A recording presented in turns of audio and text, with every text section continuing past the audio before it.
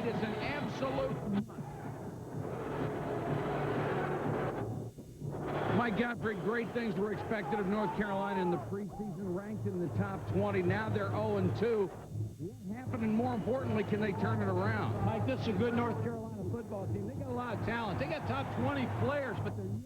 And they've made a lot of mistakes. 9 turnovers. Mike Thomas, their quarterback, counting on him heavily, but he may be pressuring too much. He's thrown 6 interceptions in the 2 ball games they've had. Oscar Davenport, you see here, will play tonight. He's a big, tall, redshirt freshman that could give him a little bit more running speed on the corner. Their defense has not given any turnovers with recovering fumbles or interceptions and no big plays. So this is the team ready to come out of this slump. And Louisville's crunch zone, the college version of the dog pound, will be a force as always in the north end zone. North Carolina doesn't want to start at that end. The kickoff is just a minute away.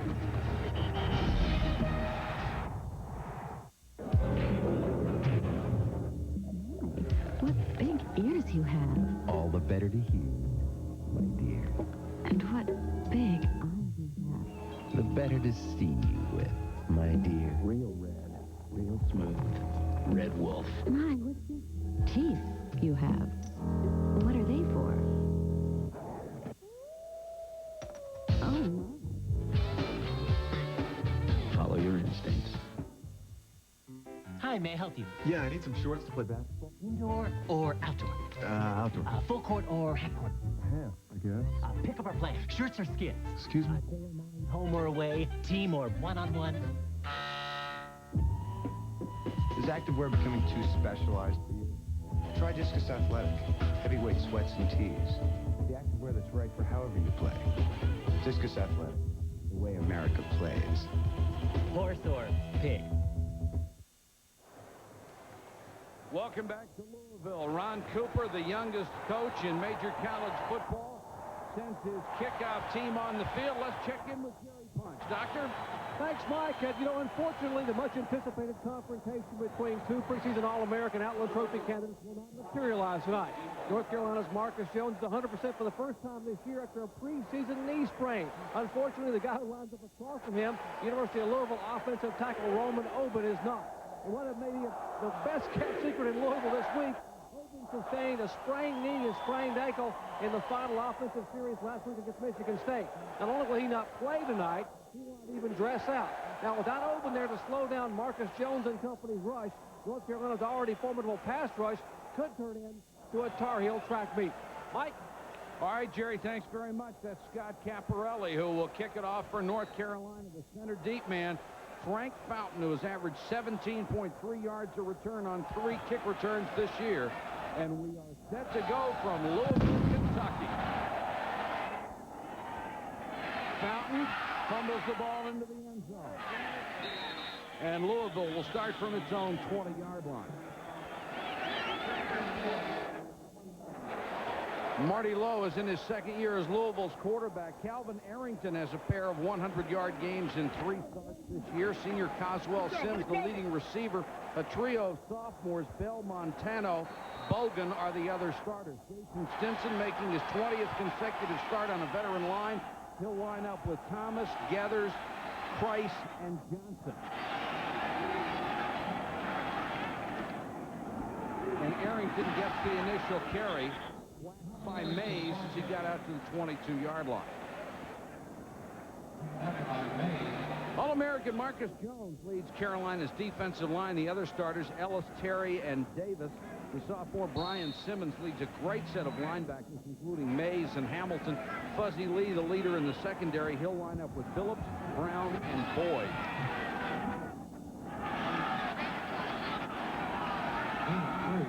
Second and 7 for the Cardinal. Arrington, nice hole this time. Just shy of the 30, which is what he needed for the first down. Mike, one thing about this Louisville offense, it's not going to fool anybody. They've rushed the ball coming into the night 112 times. Calvin Arrington, number 34, has carried it 91. And he's the only one carrying the football in the running game. So it's a one-back set built right around this man, Calvin Arrington. 2 games out of the 3 over 100 yards and a lot of carries. 3rd and about a half yard. Marty Lowe, the quarterback keeper, and I don't know. It'll depend on the spot. And both officials right at the 30-yard line. And it will be a first down. Mac Brown has done a great job with this program, and you know he's probably the most disappointed person on the East Coast the way his club started. Well, he has to turn this season into a 9-game season. Now, you're 0-2. You can't go back, and you got to get it out of your mind. They've just made too many mistakes. They've dropped the ball. Low to throw his first pass. Pump fake, chased out of the pocket. On the run, throws, and out of bounds, incomplete. Intended for John Bell at the sideline. One of the biggest matchups in this ball game, when you lose a player like Roman Oben, number 72, who is a big-time offensive tackle for Louisville, you look for a pass rush on Marty Lowe tonight. Marcus Jones, Russell Davis, Rick Terry, and Tito Simpson have to put a pass rush on Marty Lowe. They cannot give him time to throw. 2nd and 10 from its own 30. There is the All-American Roman Oben. They go to a 3-wide receiver set. Low in a little half roll, has to pull up, throws incomplete. Intended for Montano, and Billups was right there to drill him into the turf. Non-catchable football, though. Terry Billups making the hit. It was close, but Miguel Montano could not have caught that football. This is an ACC crew officiating tonight here at Louisville. 3rd down. This is the down you've got to pressure Marty Lowe. And for all its defensive trouble, 12 sacks in 2 games for North Carolina. The defense has played well. The offense has put them in one hole after the other. Lowe throws complete to Sims, but he's only going to gain about 4 yards before Fuzzy Lee makes the tackle, so Louisville will have to kick it away. When you're an All-American, you're going to draw a double team. Marcus Jones, number 71, the first 2 ball games hasn't really been healthy. Tonight they feel like that he's ready to play. Stinson, Jason Stinson, number 77, good base there, good leverage, was able to hold Marcus Jones out of the play. Borseth, the freshman who signed late because Ron Cooper wasn't happy with his punters, will kick to Barnes, who was number 1 in the ACC a year ago, but is off to a slow start. Got some pressure on him, but a pretty good kick. Barnes signals fair catch, comes up and makes it at the 31.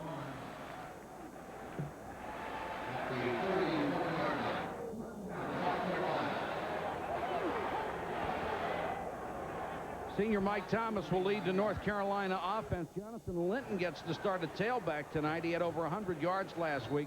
Watson is the fullback. Marcus Wall, the club's leading receiver, 11 catches in 2 games. He lines up with Barnes and Montoro. Up front, sophomore Jess Saturday has been the best performer, flanked by Hoffman, Keneally, Honeycutt, and Babb.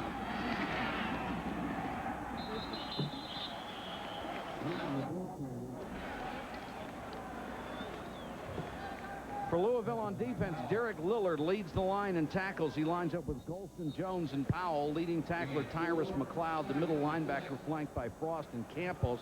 The best cover man for the Cardinals, Sam Madison. The rest of the secondary, Fuqua, Clark, and Bethel.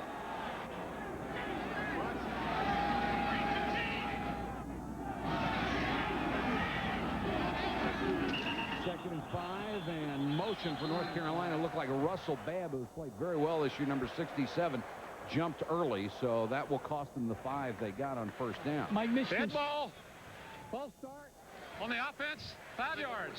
Still second down. Michigan State had success running the football at the University of Louisville. I'm sure North Carolina comes in with the same game plan. Let's make this a fist fight inside. Let's run the football at this defense. Louisville will counter by trying to play a 7-man in the box to try to slow the running game down. You have to assume, starting Linton at 251 pounds as a tailback, that it's going to be smash mouth early. Make it 2nd and 11. Thomas to throw his first pass. Deep down the middle and incomplete. A step past Marcus Wall, who was covered by Tony Bethel, but had inside position on the post. This is the thing that North Carolina's not been able to do this year. They've not been able to get big plays, 40-yard passes, touchdown, big plays. Marcus Wall really has Tony Bethel on his hip here in pretty good shape. Ball's just overthrown by Mike Thomas. Bethel showed some speed there. He stayed with Wall, who's on the Bolitnikoff list for wide receivers this year. 3rd and 11.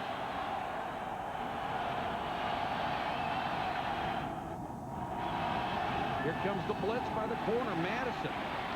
They can't get there, and the pass complete to the tight end, Mark Montoro.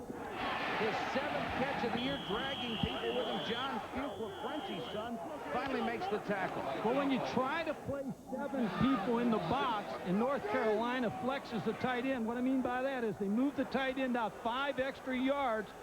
Then you try to blitz with Sam Madison coming here.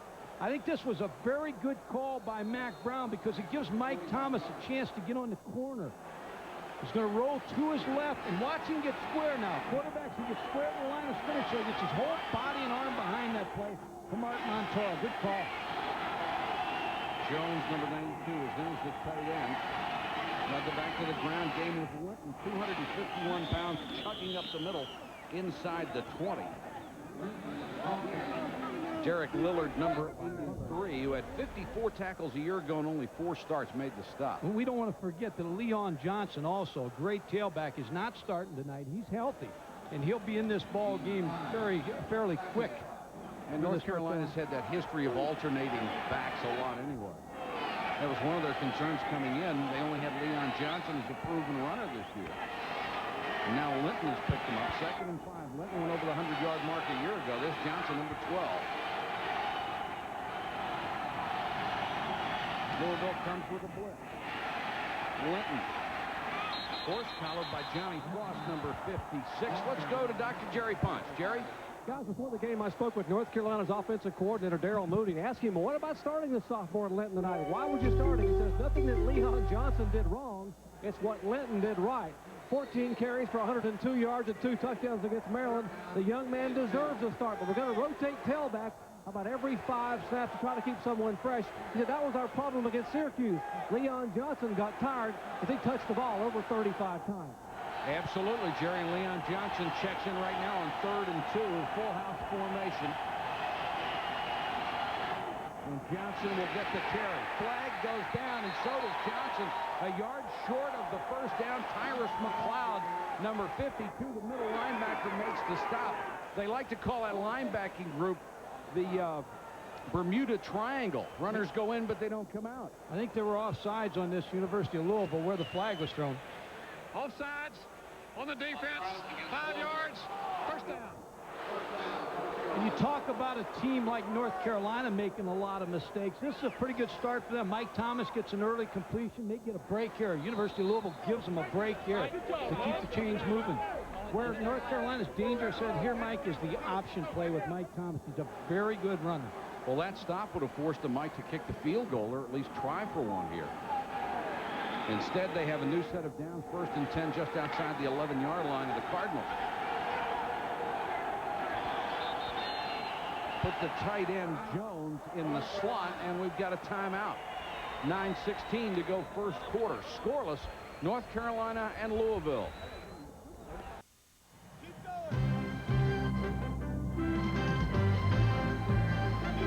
ESPN's presentation of Thursday Night CFA is brought to you by the New Dodge, a division of the Chrysler Corporation, and by Burger King, where you can get your burgers worth.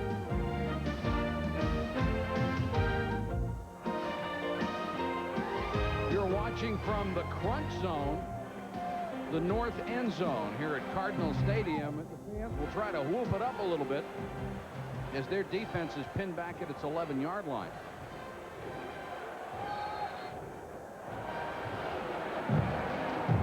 First and 10, North Carolina, a team off to an 0-2 start, as Mike said, with top 20 talent. Barnes and Wall, the wideouts. Johnson is the tailback, and he'll get the carry. Head at the line of scrimmage, dives inside the 10, marking near the 7-yard line. Good hard run by Leon Johnson. Number 12 took on the first hit, kept his feet moving, kept square in the hole, and was able to pick up another 3 yards.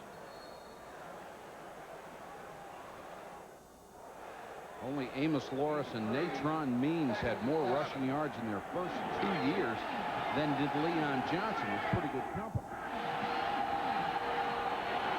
2nd and 7.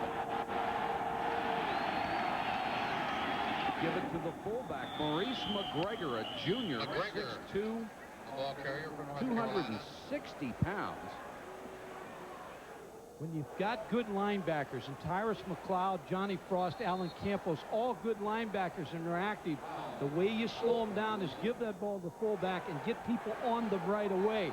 And this is going to be effective for North Carolina a little later in the game because they'll throw behind these linebackers with play-action pass. They have to get just inside the 2-yard line for a first down. Option. Thomas tries to pitch it late, and it's picked off. Intercepted by Louisville. Rico Clark with a fumble recovery. Rico Clark will go all the way. Touchdown, Cardinal. Holy cow, what a play.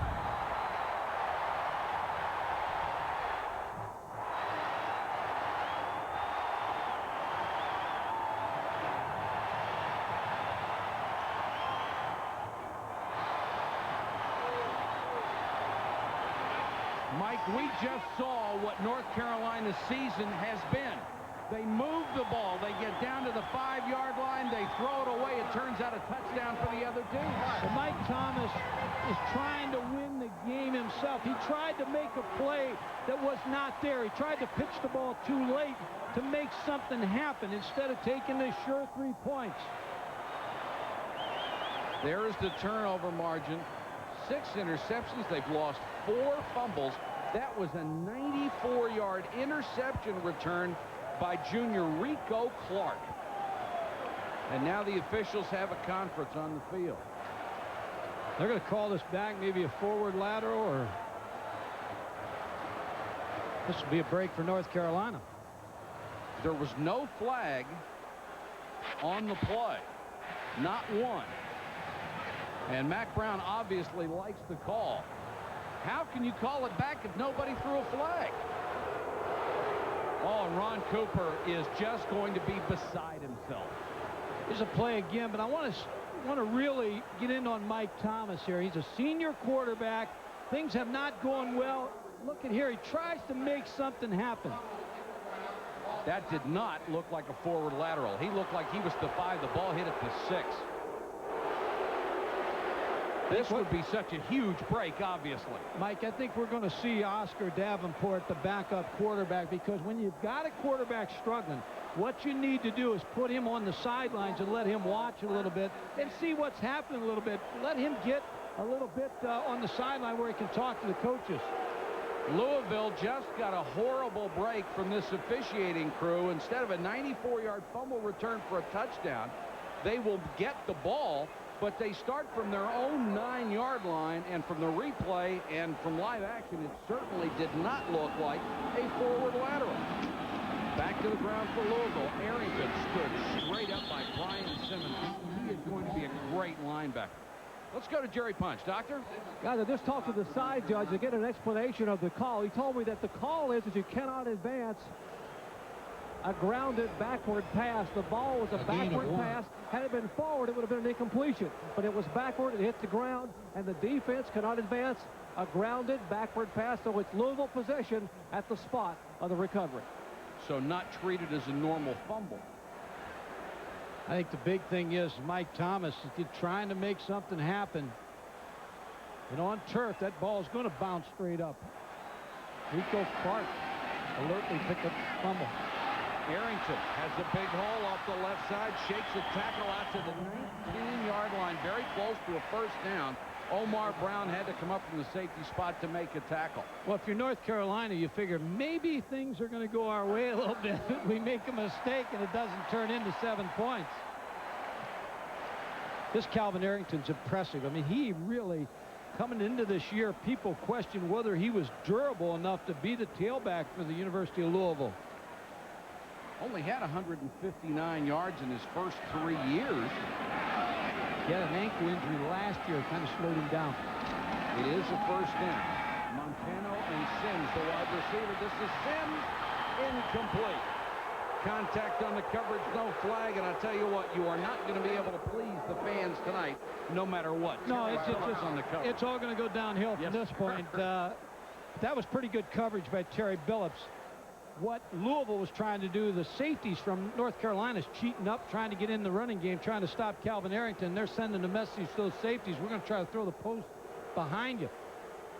You see the safeties, they've disappeared. They're in run support. Now you got Terry Billups against Coswell Sims one-on-one on the outside. Little contact. 2nd and 10, back to Arrington on the little counter. Not much, and he got up to the 20-yard line. Kivus Sama-Mays, number 53, the sophomore, who they refer to as K-Mays, made the tackle. And there's Mike Thomas on the sideline. And North Carolina stated its intention to play Davenport probably the 3rd series in this game. You're going to see Davenport. There's no doubt. I mean, you can't continue to stay with a quarterback who's pressing. You got to get him out, get him a chance to get on the sideline, let somebody else try, and then bring him back in. And they don't have a backup quarterback that's ever played in the game. 3rd and long for Lowe. Little shovel pass. Arrington just short of a 1st down by maybe a yard as the Carolina defense swarmed on him. Stop by Simmons. Good call to slow down the rush for Ron Cooper. That slows down the pass rush of Marcus Jones, a little shovel draw.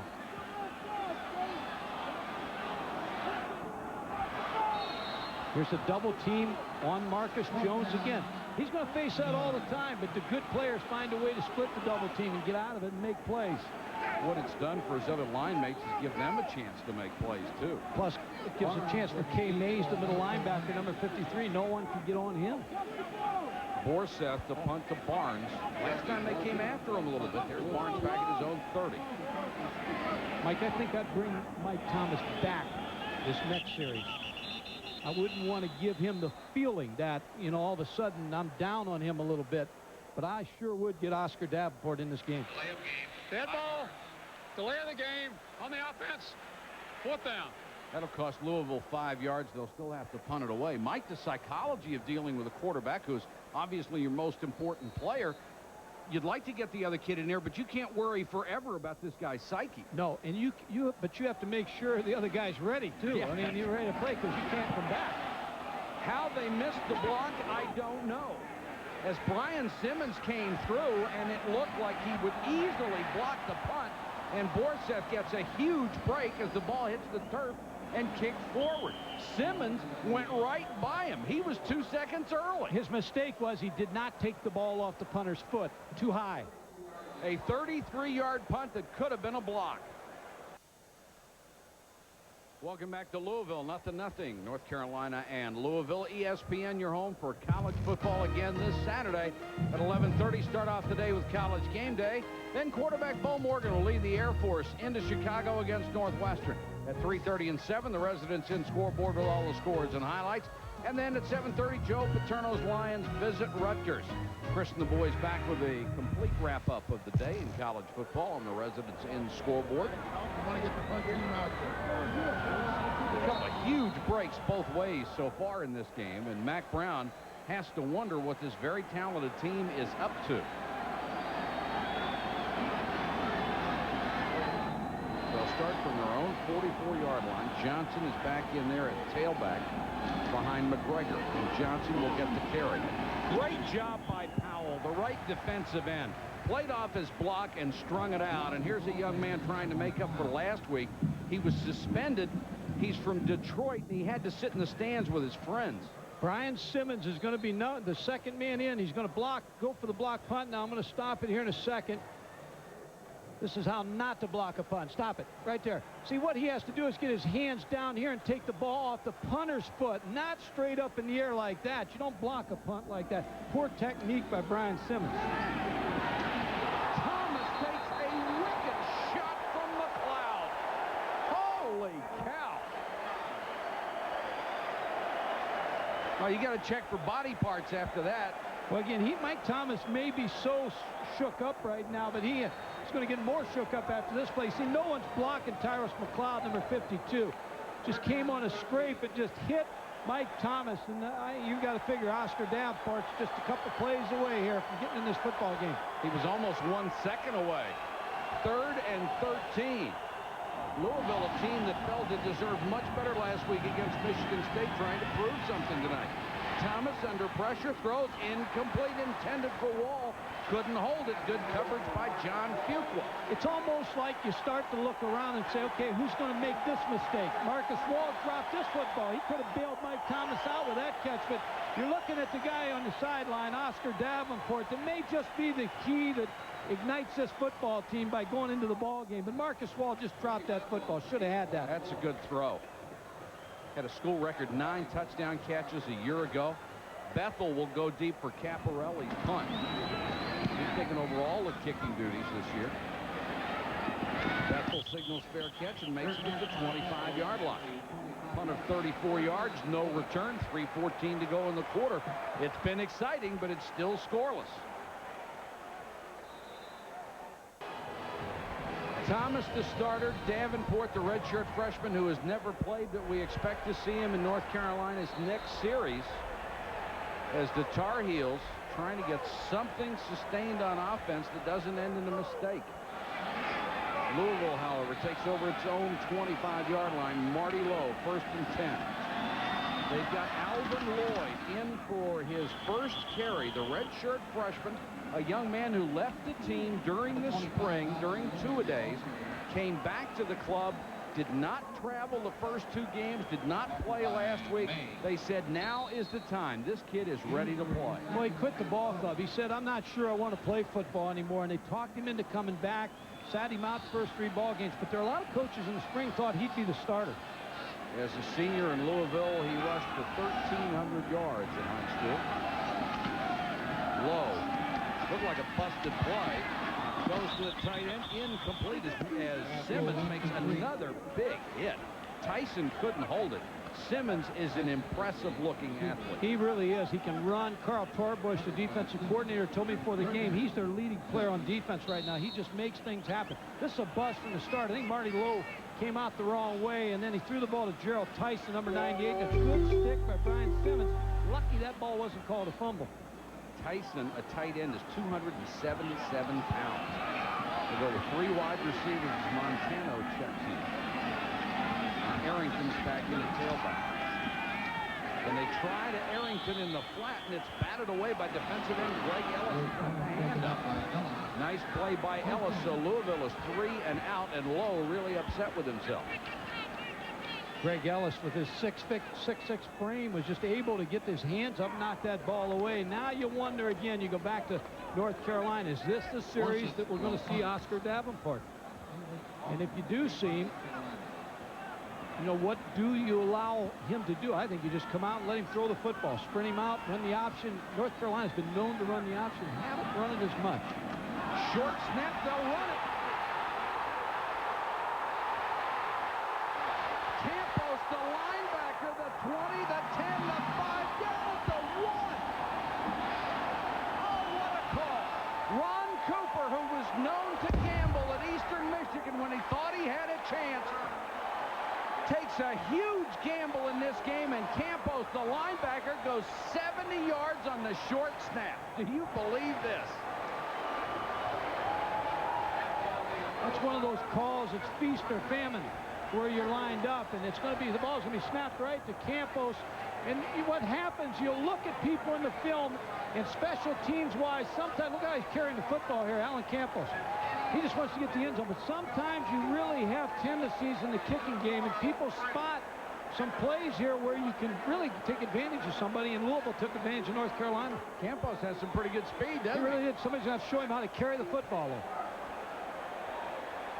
He may not have too many more opportunities, but he gets to celebrate on the sideline. They mark it at the 2 where it will be 1st and goal for Louisville. And Mac Brown just shaking his head. He can't believe it. He's probably seen more strange plays this year than he has in his previous 8 years at North Carolina. But, you know, you don't want to get out-coached, and you don't want something like that to happen in the kicking game where you, and Glenn Jones, who's played at Murray State University as the special teams coach here for Louisville, and that was a pretty good call by them. But again, it's a gutsy call, because if you don't make that 1st down, North Carolina's sitting down there in pretty good shape. Davis Cup tennis coming up this weekend. The United States against Sweden in the semifinal. Stefan Edberg leads the Swedes against Agassi, Sampras, the rest of the U.S. team. Friday singles starts at 2 Eastern. Doubles on Saturday, more singles on Sunday, both days at 5. It's actually a home game for Agassi, Caesars Palace in Vegas. Hope you'll join us this weekend. Huge break for Louisville as they'll have it first and goal at the North Carolina 2-yard line. Sometimes to win games you have to do things like that. When you're the underdog. I mean, that was a good call, and it worked out well for him if they can get that ball punched in the end zone now. Arrington, the deep man. He'll get the carry. Dives. Stops short. They'll mark it at the 1. I like Calvin Arrington. I think he's a real fine back, and he's a very durable back. Carrying the ball about 35 times a game for this Louisville offense. Looked like he wanted to go over the top there, just couldn't get started. Second and goal from the 1. Montano bringing the play in from the sideline.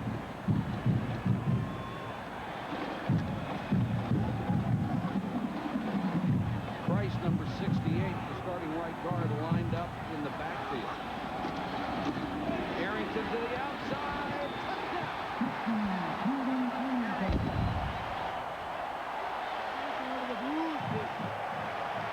And he follows a 260-pound Price around left end.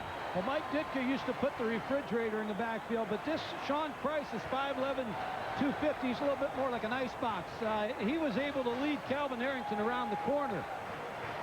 Marty Lowe with the pitch. They felt things would be tough inside. This is another good call, good block by Sean Price, and then the speed of Calvin Arrington to the corner for the touchdown. David Akers, the left footer, who has great range, comes in for the point after and knocks it through. And the underdog Cardinals of Louisville, thanks to Campos' run on a fake punt, leads 7-0 over North Carolina first quarter. 1:17 to go. Mac Brown's got a real coaching job to do because he's got a team that's got to be a little bit demoralized right now. On the road, playing a team that they feel like they should beat. They run a punt, a fake punt on them and embarrass them a little bit. Their quarterback's struggling a little bit. He's got a lot of problems over there to get mended on that sideline.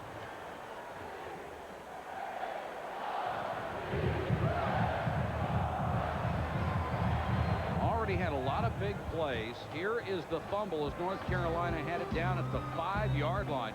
Fortunately for the Tar Heels, after Thomas tries the lateral, it's picked up, but they rule you can't. It was not a fumble, it was a backward pass, so it can't be advanced. Louisville denied a touchdown on this one.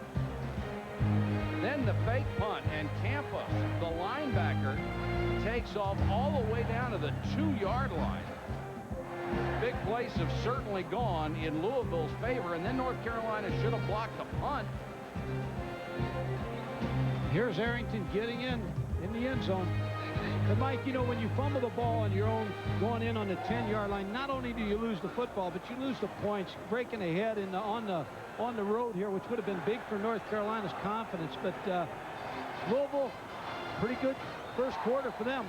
When you have a 70-yard run, the drive doesn't take a long time, less than 2 minutes. Marcus Wall, the center deep man for the kick from Akers. Wall all the way up to the 15-yard line. Broke one tackle and got it out to the 30. I think we're going to see Oscar. The redshirt freshman from St. Petersburg, Florida, actually the least heralded of the 3 quarterbacks that they recruited 2 years ago.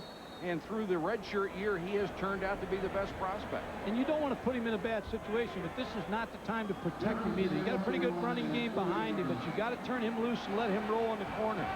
There is high school numbers. He'll have Linton and Watson behind him. Linton hit at the line of scrimmage and dumped, and Louisville is sky high. That was Derek Lillard. Let's go to Jerry Punch. Doctor? Guys, prior to the game, I talked to North Carolina quarterback coach Cleve Bryan, who said that Davenport may have been the least heralded of the recruits, but last year when he was a true freshman, he earned the respect on the scout team of the first-string defense. He said he may be the fastest quarterback ever to play at North Carolina. He can sprint to the perimeter in a heartbeat. And Jerry, as you well know, they were so loaded at quarterback for 3 years, they had a very difficult time recruiting anybody because they knew they wouldn't play. Davenport to Linton in the flat, shakes one tackle, but can only get out to the 31-yard line. This Cardinal defense can run, Mike. They have great speed, especially the linebackers. You talked about them earlier, the Bermuda Triangle. Johnny Frost, Tyrus McLeod, Alan Campos, all linebackers with really good speed. And they're all from South Florida, which was a hotbed of recruiting for Howard Schnellenberger when he was the head coach here. See if North Carolina gets off a play before the end of the quarter.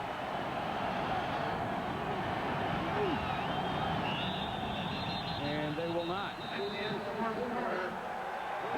So Davenport and the North Carolina offense will be facing a 3rd and 9 when we come back after a quarter. Louisville leads it 7-0.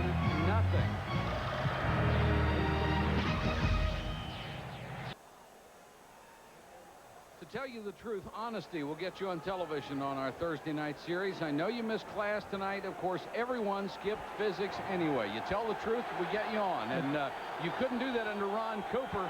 You'd be off the team. The professor's here anyway. Absolutely. 3rd and long. Davenport from the shotgun. Guns it over the middle and right through. Octavius Barnes should have had that one. Nice throw. Well, when you're struggling, you look for guys to make plays, not miss the opportunity. And they've had 2 drop passes, Octavius Barnes and Marcus Wall. And they've got to get in sync. That'll bring on Caparelli. And Tony Bethel will drop inside his own 40-yard line, now backing up toward the 30. Louisville had a 10-man front and backed out of it. High but short. Bethel, fair catch, 39-yard line. So Louisville in pretty good shape after a 30-yard punt. Coach Cooper has been very specific about the rules he's laid out for his Cardinal football team. You have to keep your hair well groomed, no caps, no earrings, no sweats to class. Think about sleeping in. We've all done it. Not here. You have to be in class. You have to sit in the front 4 rows and get to know the instructors personally. There were a couple instructors I actually knew what their names were. Personally, I never got that far. I like his attitude. Harrington. Little misdirection play, dragged down by the back, and that's James Hamilton, the 3rd of those 3 good linebackers. Mike, North Carolina needs some kind of big play out of their defense. Remember now, we're talking about the 3rd ball game. They have yet to recover a fumble, cause one. They have not intercepted a pass. So they've been playing on a long field. They always start at the 20-yard line, have to go 80 yards, and they're making mistakes and letting the opponent play on a short field. So their defense has to come up with some play. The good thing about the defense, they are giving up a total of 261 yards a game, so nobody has moved the ball on. They just can't get it away. Harrington chased and then dropped in the backfield. Good hustle by Russell Davis, number 96. Redshirt freshman from Fayetteville, North Carolina. They got some pretty good talent on this unit. Good speed on the defensive front. And the way they're working upfield, you figure Louisville's going to try to hit them with a screen pass or something to slow them down a little bit because they're really working up the field.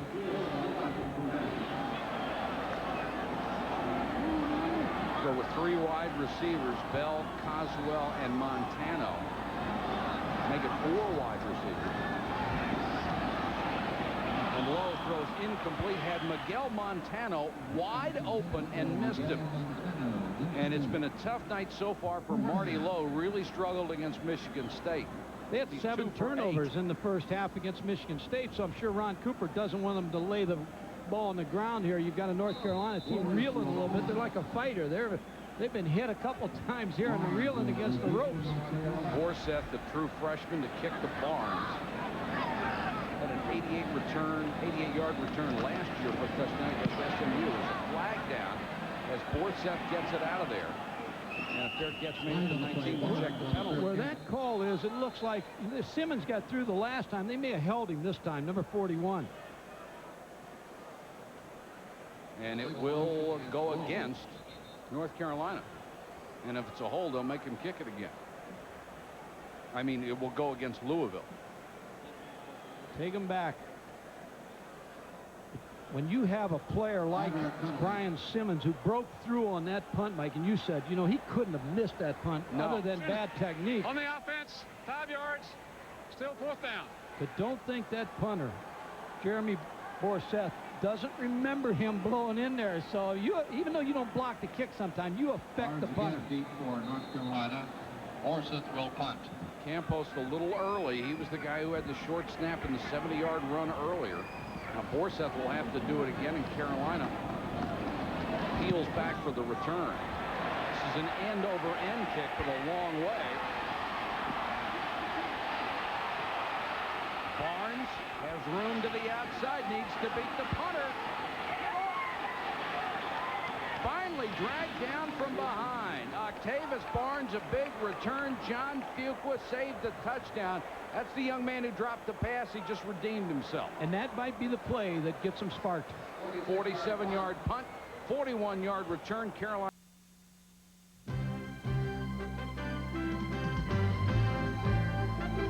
ESPN's presentation of Thursday Night CFA is brought to you by Lincoln Mercury and the complete line of 1996 Lincoln and Mercury automobiles.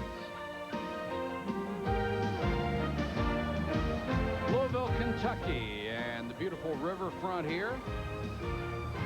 13 minutes to go, first half. Mike Patrick, Mike Godfrey, Jerry Punch, our entire ESPN crew with you. We took a break. Unfortunately, the officials didn't. Unfortunately for North Carolina, they ran a play and got a holding call, so Mike Thomas, who goes back to run the offenses in a 1st and 15 hole. This is a way of Mac Brown saying to Mike Thomas, I still believe in you. This is your ball game. You got a chance to watch on the sideline now. Let's put you back in there and let's settle down play. Johnson, the deep man in the eye on 1st down. Another whistle.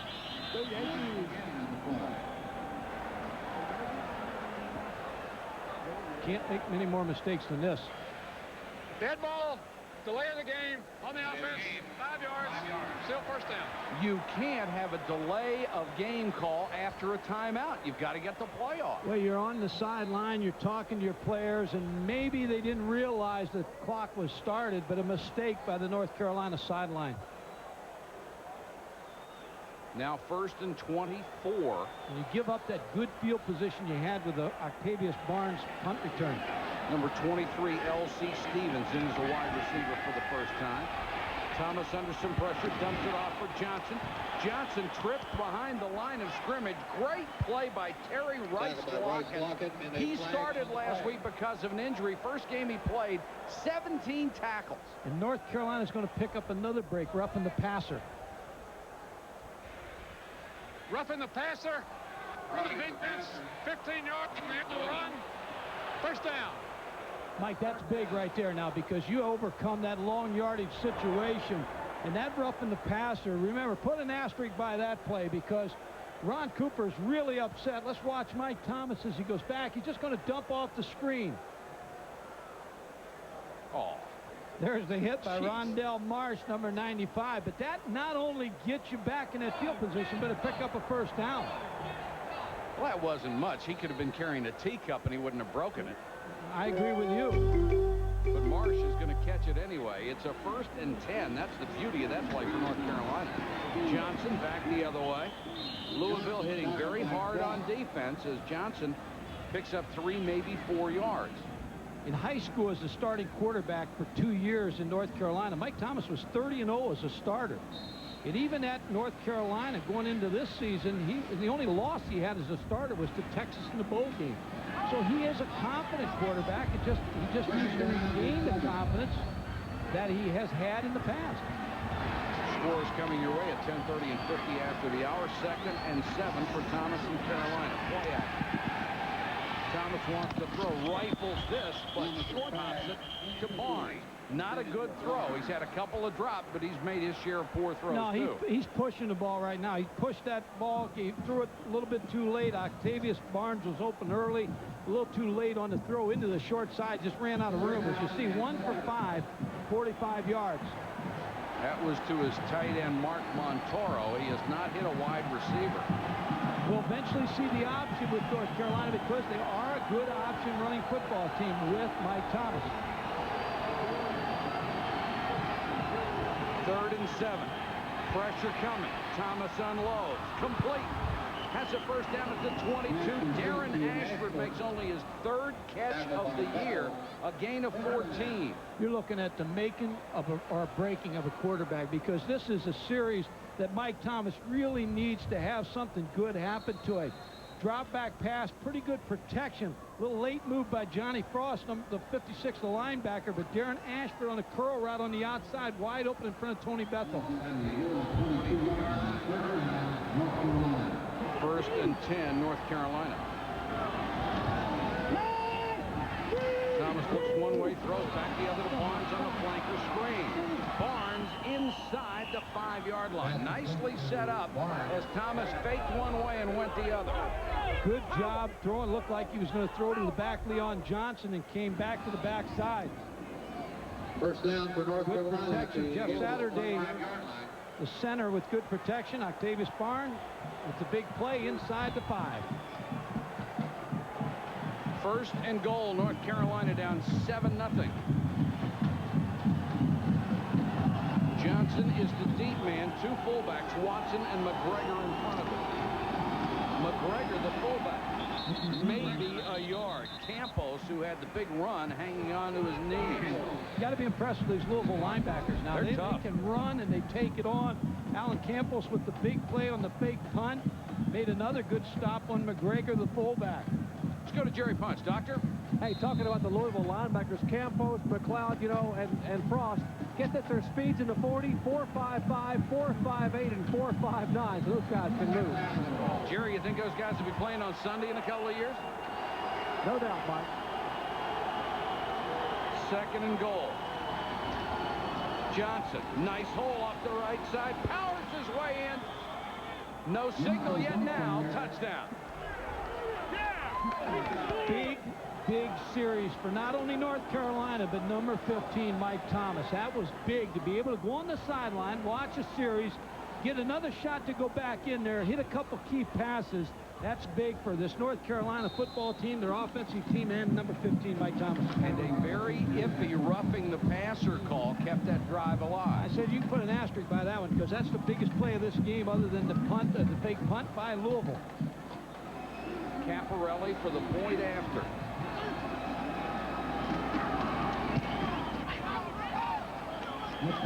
Knocks it through. We're tied at 7. So North Carolina trying to regain the momentum and turn their season around. Leon Johnson gets his first rushing touchdown of the year from 4 yards out, showing some power, and Mack Brown with a chance to celebrate. Tied at 7, 2nd period, North Carolina and Louisville. Mike Gottfried, I think you're right. Mike Thomas, a huge drive for him. And Marsh had that ticky-tacky, roughing the quarterback penalty to keep it alive. We used to have a basketball coach at our high school that said if you don't have a winning record by Christmas, seniors are gone. And I tell you, Mike Thomas made just to dodge that bullet right there. But a good drive by Mike Thomas. Caparelli will kick it off. Fountain waits at his 5, flanked by Clark and Freeman.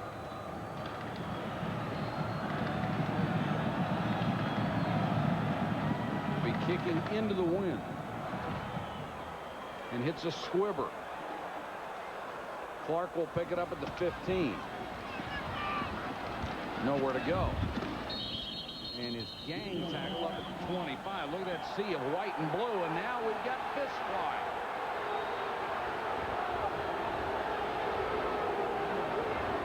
And the officials are going to have to separate them. Another big day of college football comes your way on Saturday, including our primetime game. That's Penn State against Rutgers. Coach, the Scarlet Knights have a shot? I think with Ray Lucas, you always have a shot. He's an outstanding quarterback that throws on the run very well. Also a very good drop-back passer, and he's got really some weapons in Battaglia, the tight end, and he's got 2 running backs in Willis and Presley. Very good. And don't forget our college game day show from Boulder, followed by Air Force and Northwestern. Marty Lowe trying to get an uncracked. He has Alvin Lloyd as the single setback behind him. Lowe throws that one batted down at the line of scrimmage, intended for Montano.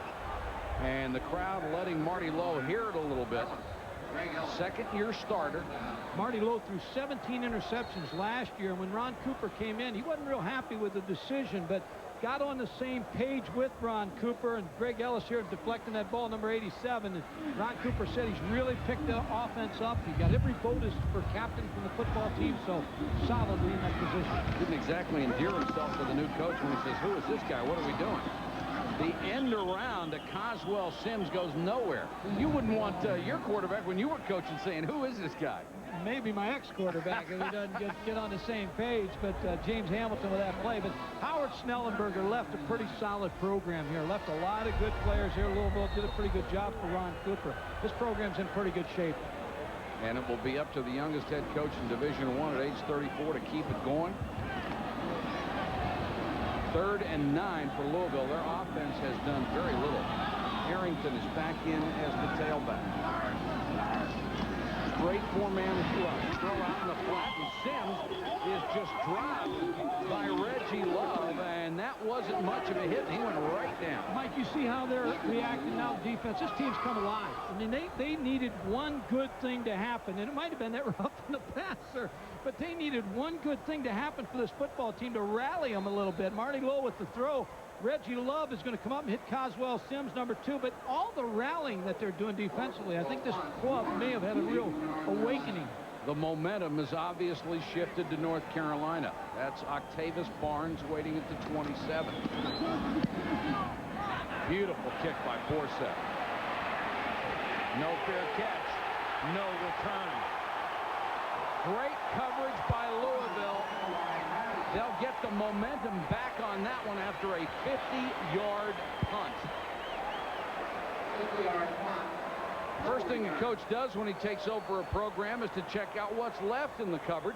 And when Ron Cooper took over for Howard Schnellenberger after last season, he liked what he left him. Of the starters, 14 returned from last year, 9 of them on defense. The Letterman, a total of 41 were back. And his first recruiting class, 21 of 23 freshmen on course to be redshirted. Pretty nicely stocked cupboard, and you've got to be able to redshirt the freshman. You really do. And credit Howard Schnellenberger with leaving a good, solid program here at U of L. Thomas back in at quarterback. They'll give it to Linton. The 250-pound tailback gets about 5. Stopped by John Fuqua, the son of the former Steeler, Frenchie Fuqua, who owns a couple of Super Bowl rings. He owns a lot of wardrobe, too, doesn't he? Frenchie used to dress real nice. John Fuqua, the safety. When you spot a safety making a tackle about 3 yards behind the line of scrimmage, it's just a matter of time till you challenge him. Corners on the post route, because Louisville safety John Fuqua didn't care about play action pass at all on that. He was up in the line of scrimmage. Linton comes out, Johnson is back in, and down in the front zone, they're really trying to keep the fans on top of it. North Carolina has to call a timeout. The play clock was running down. And Mike Thomas will talk to Mac Brown back in a moment. Tie game, second quarter, Carolina and Louisville. Here's what I'm talking about, Mike, in the University of Louisville secondary. John Fuqua's just going to come up real tight and too quick, really, on this run to stop Jonathan Linton. Now, so if you're upstairs in the press box, your coaches say, hey, first of all, their linebackers are real tight against the run. Their safeties are up tight. We've got to hit them behind the linebackers and past the safeties. 2nd and 5.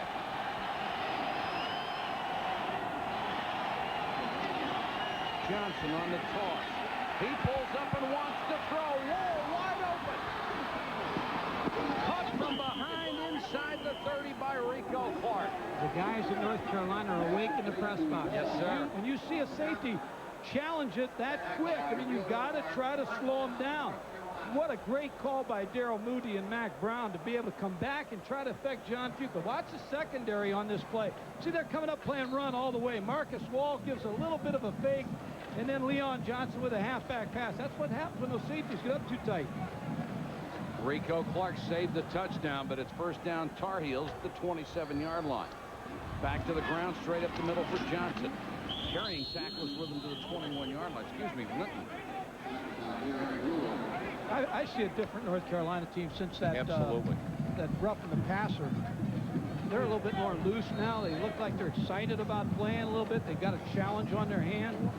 North Carolina, big plays. Tonight, they've already had 2. In the first 2 ball games, really only 6, and nothing to give you points. Tonight, they're pulling out all the stops. 2nd and 4. Linton on the toss. Nice job of stringing it out. Fuqua took him to the sideline. Be a couple of yards short of a first down. Trying to alternate Leon Johnson in here at tailback with Jonathan Leon Johnson last year had Curtis Johnson. He only carried the ball 14, 17 times. Curtis would carry it the other 14 times.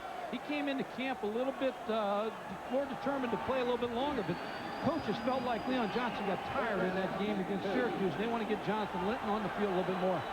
3rd and 2. Linton in there now with Watson in front of him. Linton. Louisville trying to strip the ball, and this will be close. Tyrus McLeod on the tackle. They needed to reach the 17-yard line. Looks like it will be marked short of that. The important thing a coach wants to know right now is how short. You know, because he's got the bad seat. He wants to go for it. If it's short enough, shorter than a yard, he's going to go for it anyway. But it's the toughest seat in the house to find out how short are we. And you yell to somebody. Of course, nobody wants to give you that answer because they don't want to be wrong. Well, the players will tell you it's only an inch. Oh, yeah, they always say it's an inch. 4th and the length of the football. Fullback McGregor hit by Campus. Carolina saying they got it. Campus is quick at 6'3", 230. And he's taking things on right at him. And a pretty good mark for Louisville. This could be a very close measurement. Yeah, Mike Thomas trying to persuade the official just to go ahead and give us the first down, but they're going to measure it.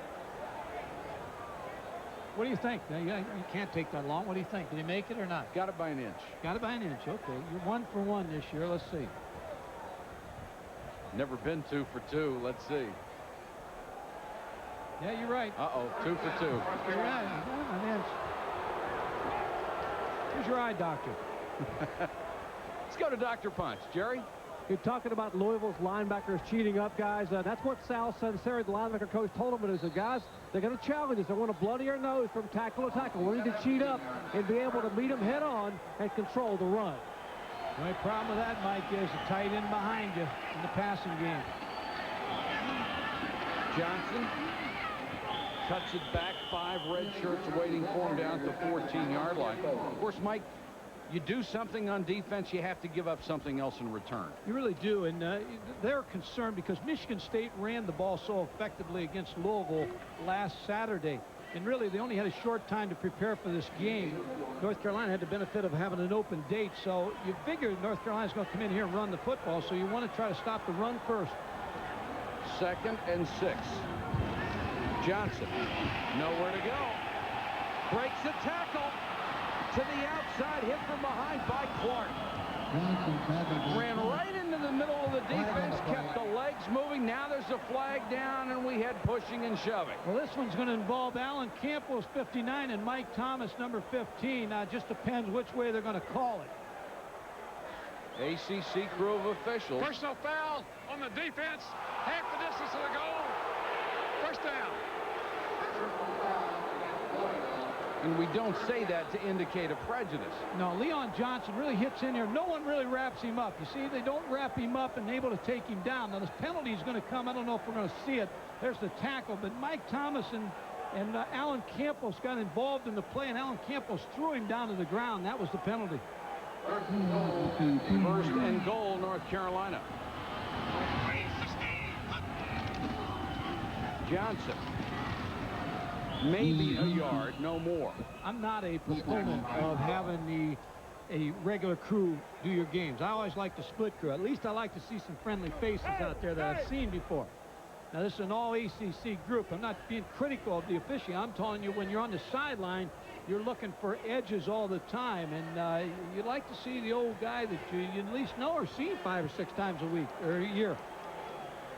Not that any were friends. No, they didn't like you anyway, but at least you figure they're friends.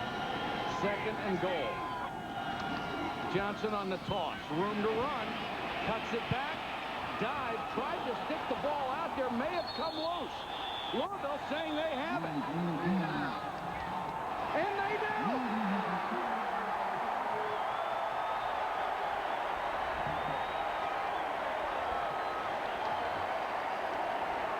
You look for your defense to make a big play. That's hard to believe. Leon Johnson really tries to stretch it out. It looked like his knee was down as he tried to stretch it out. Let's see if we can see it. Breaks inside. He's down. He tried to reach above, and that ball was dropped.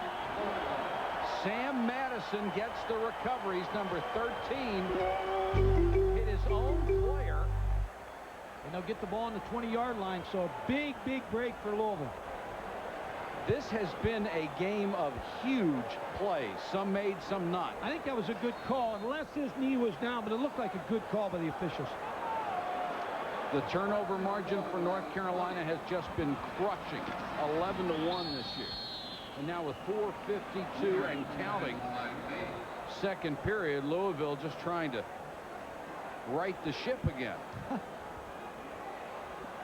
Both taking on a little water. Yeah, both teams are kind of fortunate for this first half.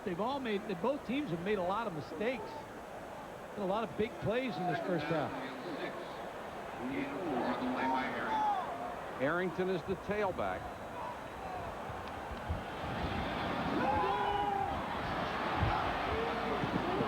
Incomplete pass, and Marty Lowe has thrown the ball very, very poorly tonight. That one on the run, intended for Robert Bates, the sophomore. 3 of 11, 14 yards passing from Marty Lowe, who came in hitting 51% of his throws. He's a pretty good passer, isn't he? He has not looked good tonight in this early going. Not a big rush on him either. Just good coverage by North Carolina.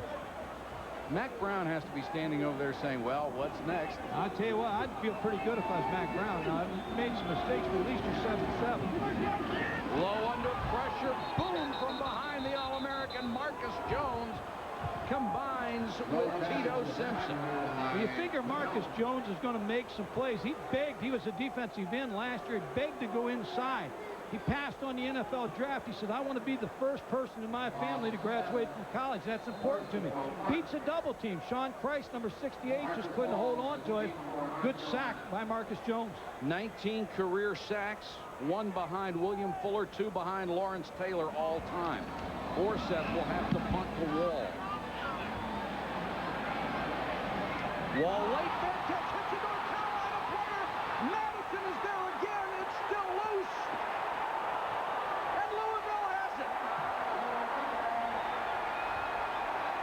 That's what I meant about Mac Brown. You have to be standing there saying, has everything happened, or is there one left? There's one left. And that's the fault of the punt receiver, because he has to yell, and usually teams make a call. They'll make a Peter call. It hits Reggie Love. Yeah, Reggie Love doesn't know where the ball is. Number 14, Marcus Wall, has to tell him where the football's at. He has to make the call to get him away from the football. He made it late.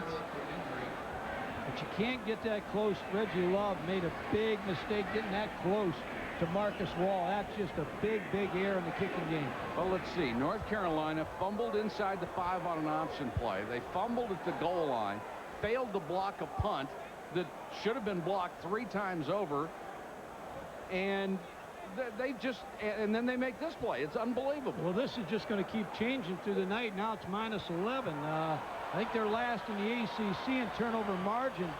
And you just can't continue to make these mistakes and win football games. That's why they're on 2. Sam Madison was the injured player. And you know those kids are trying so hard to make plays. Maybe that's sometimes why you make the mistakes. This is a big series for Ron Cooper and this Louisville offense. Brendan goes the offensive coordinator. Needs to get something going on offense. Take advantage of these mistakes. And they take over at the 32. Lloyd is the tailback. Gets it from Lowe and is stuffed immediately, and the North Carolina defense is just coming with their ears pinned back. Brian Simmons, Carl Torbush really likes him, the defensive coordinator. He's just making things happen. Now you have a challenge for your defense. You always talk about sudden change. You got to be ready to go on the field and turn back that offense and make something happen, get us the football back. That's Bruce Johnston there, the defensive secondary coach. Well, I tell you, they have a crew of linebackers, and this Simmons is one of the most impressive kids I've seen this year. Under 3 minutes to go in the half. Lowe straight back to throw. On time this time. He completed it to Bell. One of his best throws in the night in rhythm. Threw it on time, Mike. That was the key for it. He went back 5 steps through the football to John Bell. Didn't wait. Drop back, 5-step drop. He hits his back foot. Ball's in the air. John Bell comes back to the football right. Good catch right in front of Terry Billups.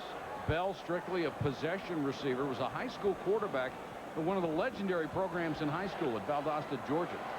Ball is at the 28-yard line. 3rd and 6. Arrington back in as the tailback. Lowe again on time. Complete to Bell. Inside the 20 to the 16-yard line. First down, Louisville. Punt, North Carolina in a blitz. They brought James Hamilton, number 54. Had 3 receivers to one side. John Bell backside. See the outside linebacker, 54, James Hamilton coming. Real loose coverage in the secondary on John Bell. Is the first down by Louisville. Mark it at the 16. Clock running as we approach 2 minutes. Bell and Bates both go to the wide side. Carolina showing blitz. Arrington just stuffed in the backfield. They're not giving the counter a chance. The counter's been a big play for Louisville in their first 3 ball games, but North Carolina just really dissecting that play from the start. Brian Simmons again. Got some help from Greg Ellis, the sophomore defensive end. When you're a one-back set, there's not much deception. I mean, the counter is your deception play, and it's not deceiving this defense at all. North Carolina has lost to Syracuse and Maryland both games. They turned it over repeatedly. 2nd and 11. Low. Sacked. Greg Ellis. Omar Brown, number 2 in the North Carolina secondary, did a nice job on Coswell Sims. He bumps him as he comes out in his route, really knocked him off his route, gave Greg Ellis a chance to get to Marty Lowe. Now you're thinking also, Marty Lowe, you'd like to have 7, but you don't want to take yourself out of field goal range either. Just going to say, from here it would be a 44-yard field goal attempt. He takes another sack. You're back over 50. Although I was watching Akers in warm-ups, he's got a 55-yard leg. And got a little wind with him at his back. Yes. Draw play. They go smart. Arrington finally knocked off his feet, got back down to the 16. A nice, smart, conservative call by Louisville's offense. Yeah, 32 seconds. Fred Ingalls, the offensive coordinator, just wanting to set up the field goal, take the lead into the halftime. Akers will come on. He's hit 4 out of 5 this year. Talked about the strength of his leg. In the spring game, he hit one from 70. Might have had a little bit of a spring wind behind him on that one.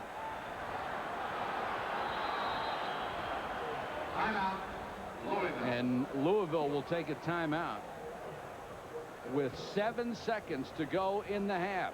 The Cardinals trying to take the lead here in the second period.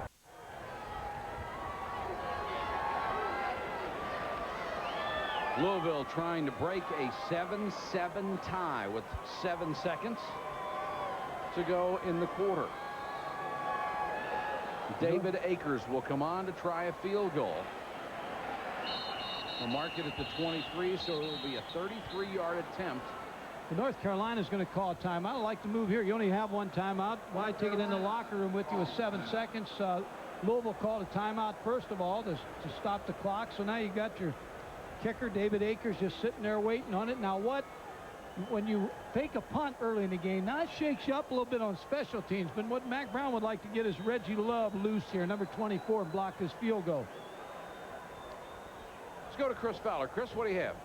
Well, Mike, a reminder to stick around at halftime. We'll preview the weekend's big games with the halftime blitz. We'll update the pennant race baseball scores for you and the best plays you've never seen highlights of in our hidden video when Lee and Craig join me at halftime. All right, thanks, Chris. I like that hidden video. You get to see guys you know, otherwise wouldn't get a chance to see in some really strange plays. Where do they may have a lot of those in here. I'm sure there's some suggestions floating around. North Carolina is going to go into the locker room saying, well, the only thing that hasn't happened is an earthquake in Kentucky. And there is Reggie Love, who is in on the kick block team. Well, you've been predicting things. Slow down a little bit. Yeah. That earthquake. No, not so don't want fast, that. Jonesy.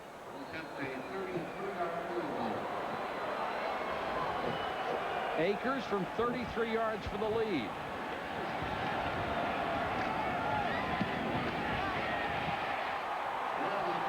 And the Cardinals of Louisville have jumped on top of North Carolina 10-7. 4 seconds left in the half. That's a huge lift for Louisville. You know, when you're down on the other side, getting ready to get 7 scored against you, and you come back and get 3 by David Akers.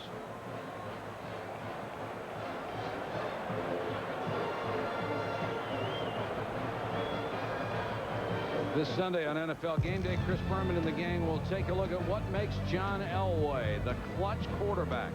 What's wrong with the New York Giants? And what has happened to Barry Foster, now out of football? Find out on NFL Game Day Sunday, 11:45 a.m. sharp. Sterling Sharp's been a great addition to that crew. I admired him so much as a player. And I frankly hope broadcasting would be a little harder for him, so he'd have to say he's working at it, but he's terrific. That's a pretty solid group. Like Glenn Jones, the kicking game special teams coordinator for Louisville in the kicking game, really has to feel good because the field goal and the fake punt, he's been the reason his little strategy here is that Louisville's ahead. And he got a break without the blocked punt, so he's done his job tonight. Come on, Gunner. Come on, Tony. Come on, James. Come on, baby. Hustle, hustle, hustle, hustle. Hustle, boy, hustle. Akers to kick off. And they'll kick it deep. North Carolina takes it in the end zone. Because it was in the end zone, no time ran off the clock, and there will be 4 seconds to go in the second period. 4 seconds remain. North Carolina, 1st and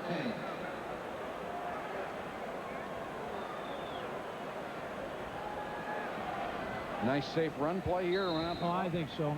Your quarterback sneaker, just give it to Linton. Johnson on the sideline, so Linton is the tailback with Maurice McGregor in front of him. And it's the draw play to Linton. And Louisville waiting for it.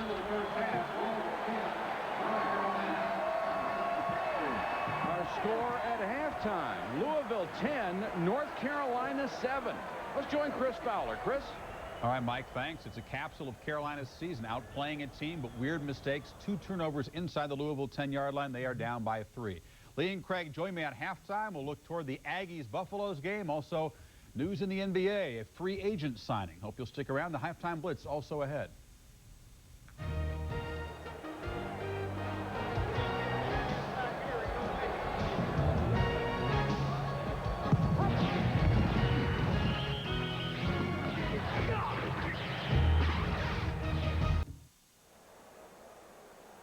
We're at the half. Louisville leading North Carolina 10-7. We're at Louisville Stadium, Louisville, Kentucky. And Mike, I guess the first half, a microcosm of North Carolina's season so far. What mistakes can we make? 3 turnovers inside the red zone. It's just very tough. I mean, they were in there 3 times, scored 1 time, but 2 times didn't come up with any points. Just been a lot of mistakes in big plays. You see Mike Thomas try to pitch the ball late on the first play as a fumble. Then there's Alan Campos with a very good call by Glenn Jones, the special teams coach of Louisville. Then here's the play by Leon Johnson with the halfback pass. And then here's the fumble by Leon Johnson trying to get the extra yards, drops the football.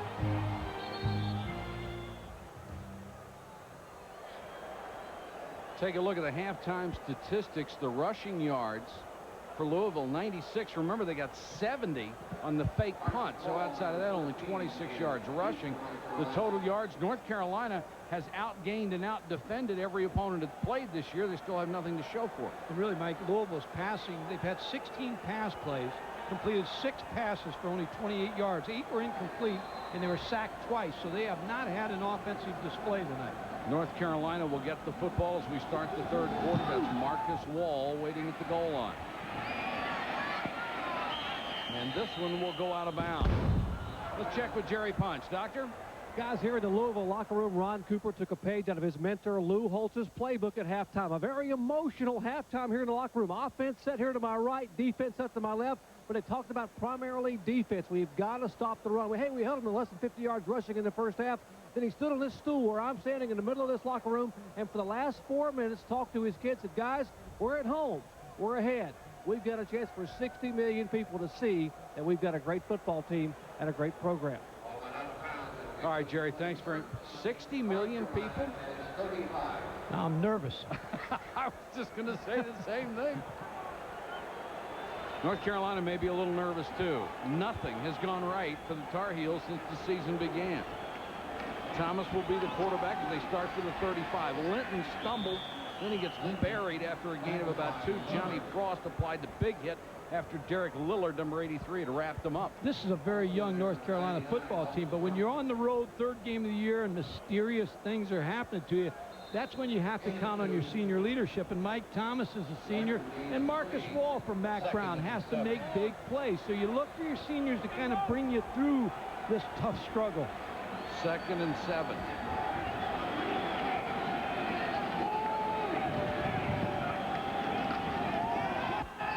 Play action being chased by Madison, and Madison on a corner blitz gets the sack. They tried it earlier and got burned on it. Everett Withers, who's a defensive coordinator, was last year coaching in pro football, decided to bring a corner out of the secondary. Sam Madison, number 13. You see him lined up. When the ball's on the hash, it's a little easier to bring him. Just a missed block by Chris Watson, number 6. The tight end was open in the flat, Mark Montoro, but couldn't get it off. Good call by Everett Withers, defensive coordinator. 3rd and 15. Louisville trying to keep the momentum.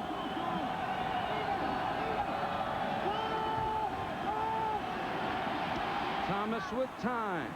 Down the middle, double coverage, caught anyway. Barnes makes it between Clark and Bethel in Louisville territory. You're right, double coverage. They got away with one here that could have very easily been picked off, but credit Octavius Barnes for making that catch.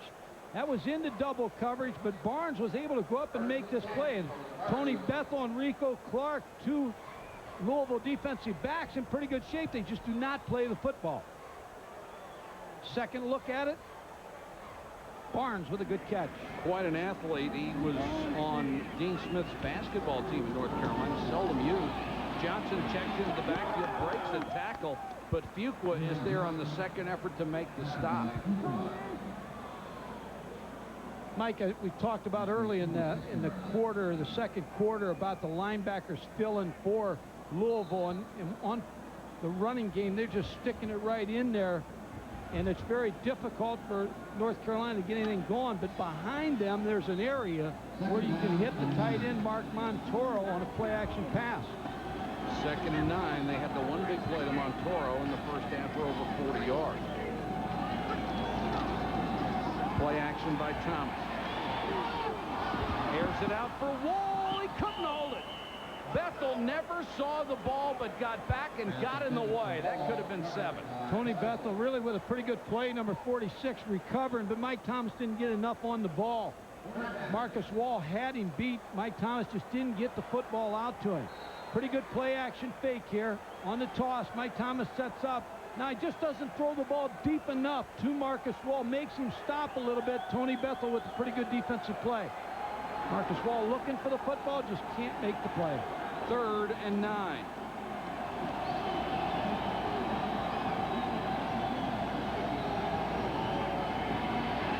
Thomas with time. Rifles this one to Montoro. The tight end. Louisville took it away. Clark comes up with a loose football. Another turnover for the Tar Heels. We talked about behind the linebackers, the tight ends open. They got the ball to Mark Montoro, but he didn't ever bring it in. Another frustrating turnover for this North Carolina football team. Alan Campos, number 59, is just going to steal it from Mark Montoro. He comes up, he just takes the football out of his hands. Rico Clark, number 1, with the recovery. Now, if you're the University of Louisville, you've got a lot of opportunities. You've got the lead, but you've got to open it up on offense. Couple of real big plays by Campos, and Arrington met at the line of scrimmage by Ellis and Jones and shoved back 10 yards. And Montoro being talked to. And here's the story for North Carolina. 2.5 games. They turned it over 13 times. They took it away once, and that wasn't even the defense that took it away. Those numbers are changing faster in the stock market. I mean, they just keep rising here, and then Mack Brown just has to be frustrated on how to get his ball club to play a little bit more loose. Bell and Bates, the wide receiver. That was a dangerous pass. Bell makes the catch. The ball came loose, but after the play, Jerry Punch. Doctor?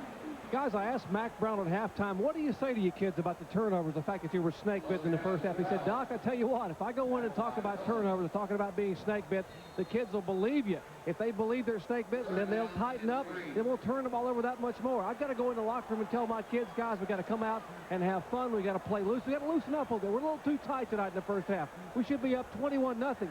Good football teams win football games in the fourth quarter, and we're a good football team. Jerry, you can't be around Mack Brown without being impressed by him or liking him. He's gone to 3 straight bowl games. And here is a sack as Marty Lowe just ducked his head when he saw the pressure. So North Carolina's defense, again, comes up big after a turnover, and that's all you can ask of. That's the only thing keeping North Carolina in this football game. The mistakes are taking them out of the game, but their defense, Carl Torbush, defensive coordinator, with a good sack by Rick Terry and Russell Davis. And Louisville not able to take advantage of the mistakes by North Carolina. They have had this game handed to them on a silver platter, haven't been able to take it yet. Barnes waiting for Forsythe, the punt. It's off a pretty good one, but returnable. Barnes from the 22. And swarmed under as he got to the 25-yard line. Frank Fountain, first man down to make the tackle. 10-7 Louisville.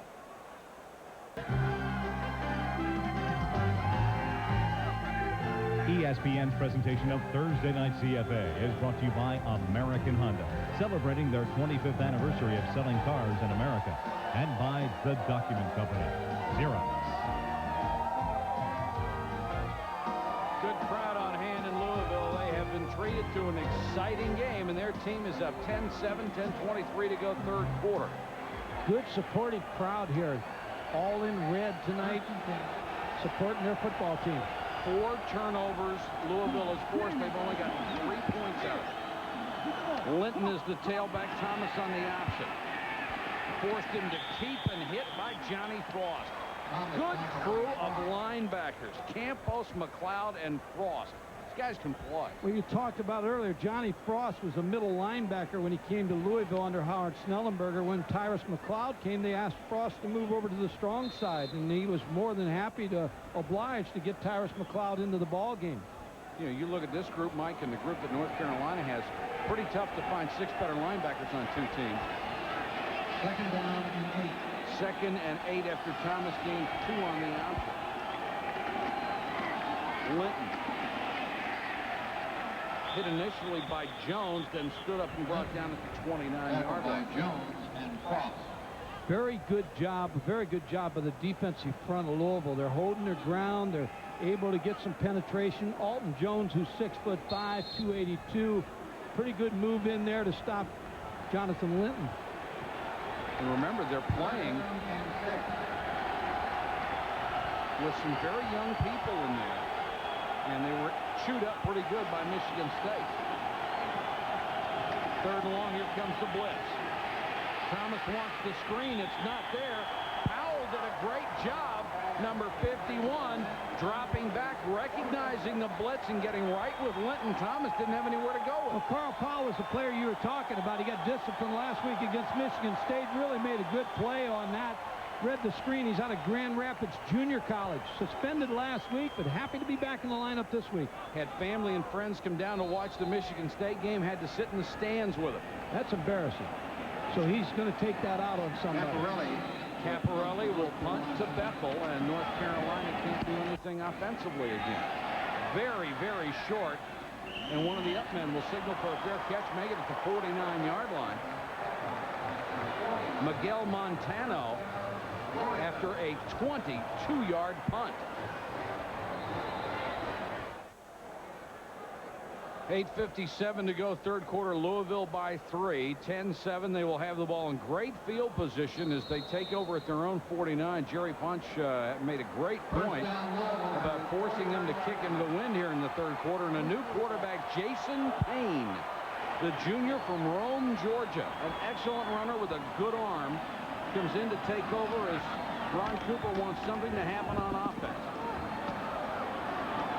Give it to Alvin Lloyd. Let's go to Jerry Punch. Doctor?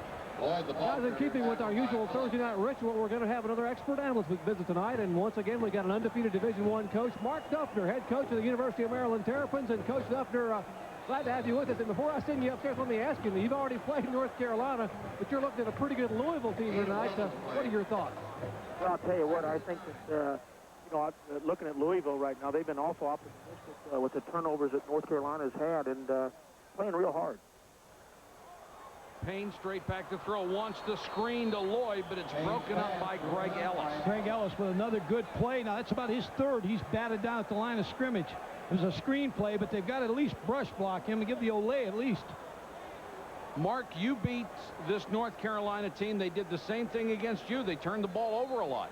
Mike, it's just been a problem for them right now. I think they've been starting to press a little bit, which is hurting them right now. And I think once they just settle down and get on track, they've got a very, very talented team. And I think you'll see that. I hope they can get settled down. 3rd and 9 here for Louisville. Bell, Montano, the wide receivers. That one's tipped at the line of scrimmage and nearly intercepted just off the hands of Omar Brown. That's the thing they've not been able to do on defense, come up with their own turnovers. They needed that interception. Mark, talk about quarterbacks. You have really developed some pretty good quarterbacks there in Maryland. Well, we've been very fortunate. John Kaleo in our first year wound up setting all the single-season records here at the university. Scott Milanovic has come in and played pretty well for us. We've got a young man right now playing well by the name of Brian Cummings, a sophomore. So, again, the quarterbacks have been pretty strong. Wall is deep to receive the punt, and a shank. A dead flat shank out of bounds at the 34-yard line. A punt of 16 yards. Mark, I remember meeting you at a Maryland basketball game, I guess 3-4 years ago when you were just getting into the program, and you mentioned the importance of being on Thursday Night Football, the kind of exposure that you would need. I'm sorry that it's taken so long, but we're looking forward to having you against Georgia Tech. Well, Mike, we're anxious to have that opportunity also. I don't think it gets any better as far as that's concerned. We really appreciate the great job that you all do at ESPN, exposing the college programs across the country. We're tickled to have the chance. North Carolina takes over at its own 34. Johnson behind Watson. You just get the feeling North Carolina's due for a big play. Thomas has to scramble. Makes a couple of people miss and will pick up 9.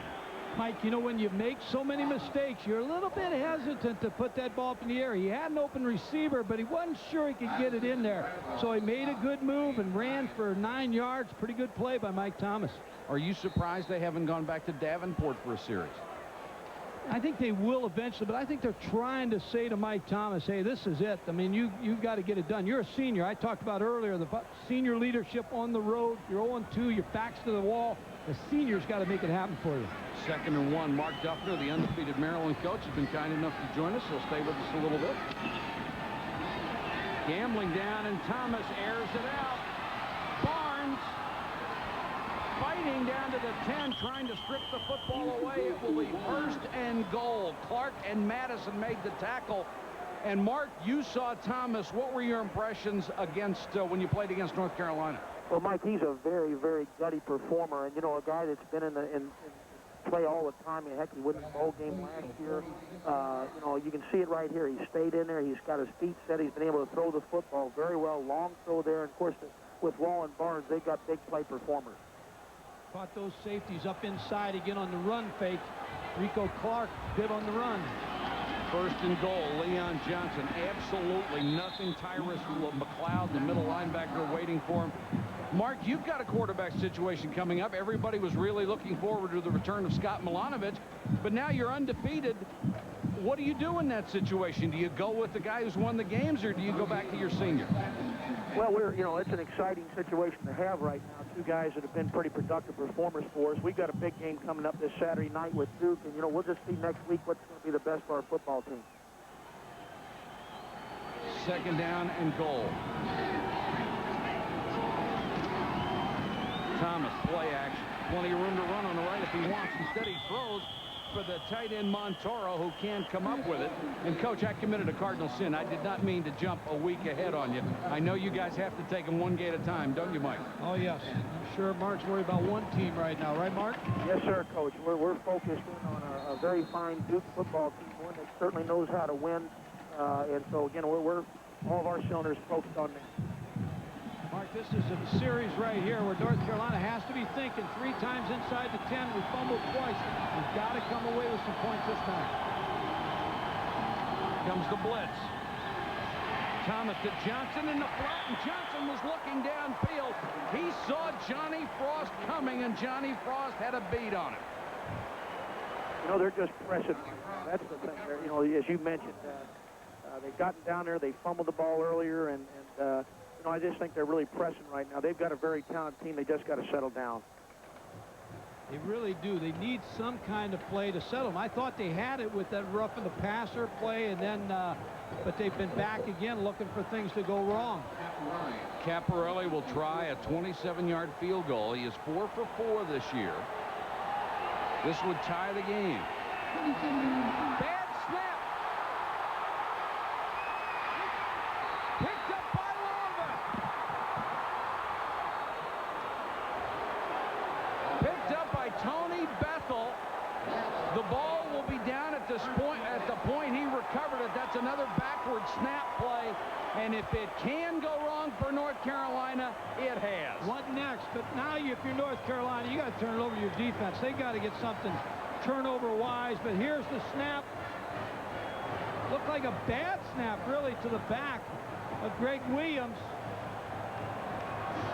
Just everything has went wrong for the Tar Heels tonight. Number 3, Greg Williams just doesn't get the snap. Tony Bethel, good hustle. They had first and goal and turned the ball over at the 34-yard line. They fumbled at the 5. They fumbled at the goal line. They failed to block a punt. And Mark Duffner, when things are going this way as a coach, it's got to be on the verge of driving you out of the business. Well, it's tough. There's no question about that. I think, though, that everybody on that sideline just got to settle down as we talked and get back into playing their ball game. The defense, I think, for North Carolina really has been playing awfully tough. And really, both defenses are playing very strong. So we got to settle down. Special teams, use the fake punt, the problem in the field goal, settle down. Calvin Arrington returns at tailback behind Payne, who stays in the quarterback. Look at these linebackers run. James Hamilton out there to shut down the outside play. Hey, Coach Jerry Punch again. I want to thank you for joining us. You got a tough one this week with Duke, but we look forward to seeing you next Thursday night against Georgia Tech in Atlanta. Hey, by the way, congratulations on a great turnaround up in Maryland. Well, Jerry, again, we appreciate that. It's been a real pleasure to be with you tonight. And Mike, we really appreciate the great job you do with all the coaches. Guys, Mark, they're 3-0. The unbeaten Maryland football now nationally ranked.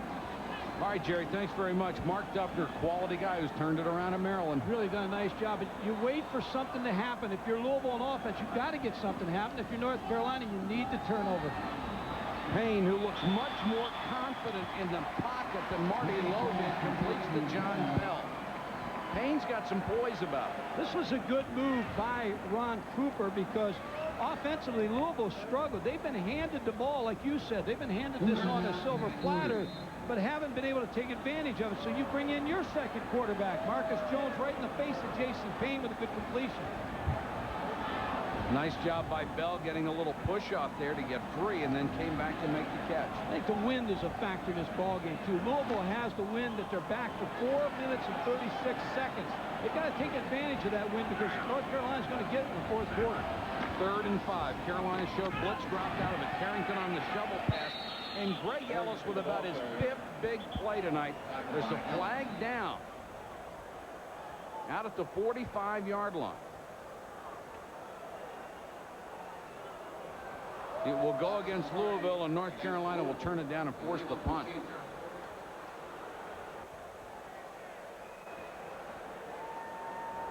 Both coaches pulling every string they can think of. And Mac Brown, when we were talking to him the other day, said he's got one of the best groups of kids he's ever had. He says no one has even been close to late for a practice. They all go to class. They're all good kids. They all work hard. They've just been snake bitten with a capital S. They had a career night last week when they didn't have their game. They had brought people in from all over the community to talk to their team. This is a tough call for Mac Brown. He's not sure what he wants to do on this, so he's going to take a timeout. Wants to talk about it as Louisville will face a 3rd and 3, and we'll be back in a moment.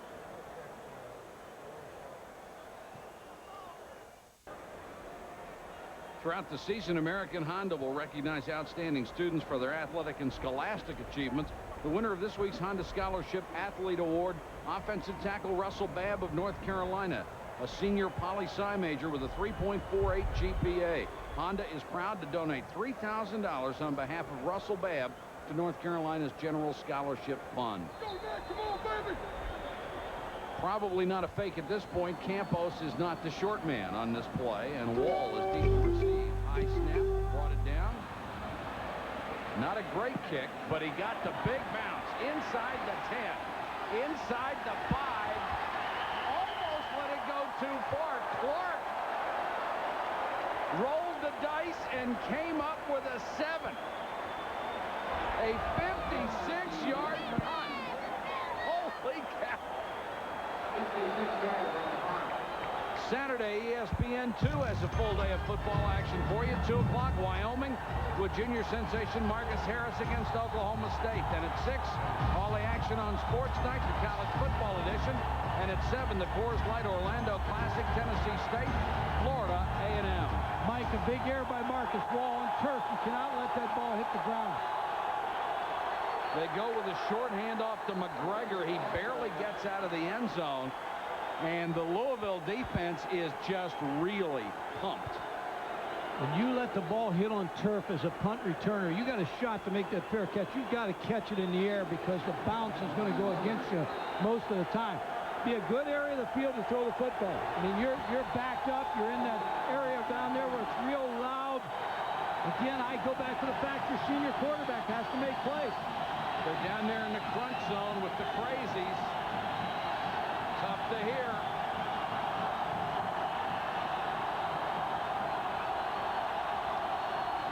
Fumbled snap from center, and Thomas barely got it out of the end zone. They were trying to get Louisville to jump, nearly did. And Mac Brown may have changed his mind on the play. Jerry Bunch, Doctor? Hey, guys, you cannot hear anything down here in the crunch zone. This is a closed in of Cardinal Stadium. North Carolina huddling right behind me, and Mike Thomas trying to scream the signals out, but you can't even hear me, and I've got a microphone. Take a look behind me. These folks are fired up. They smell blood at this point. 3rd and a long 9.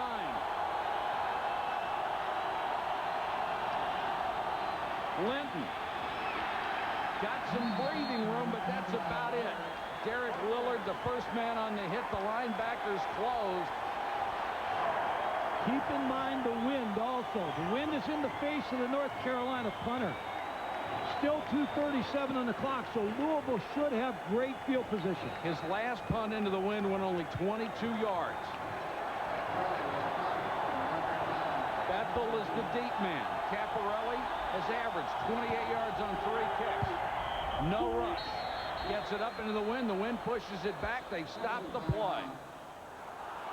That ball hit at the 30 as the wind pushed it back a full 5 yards.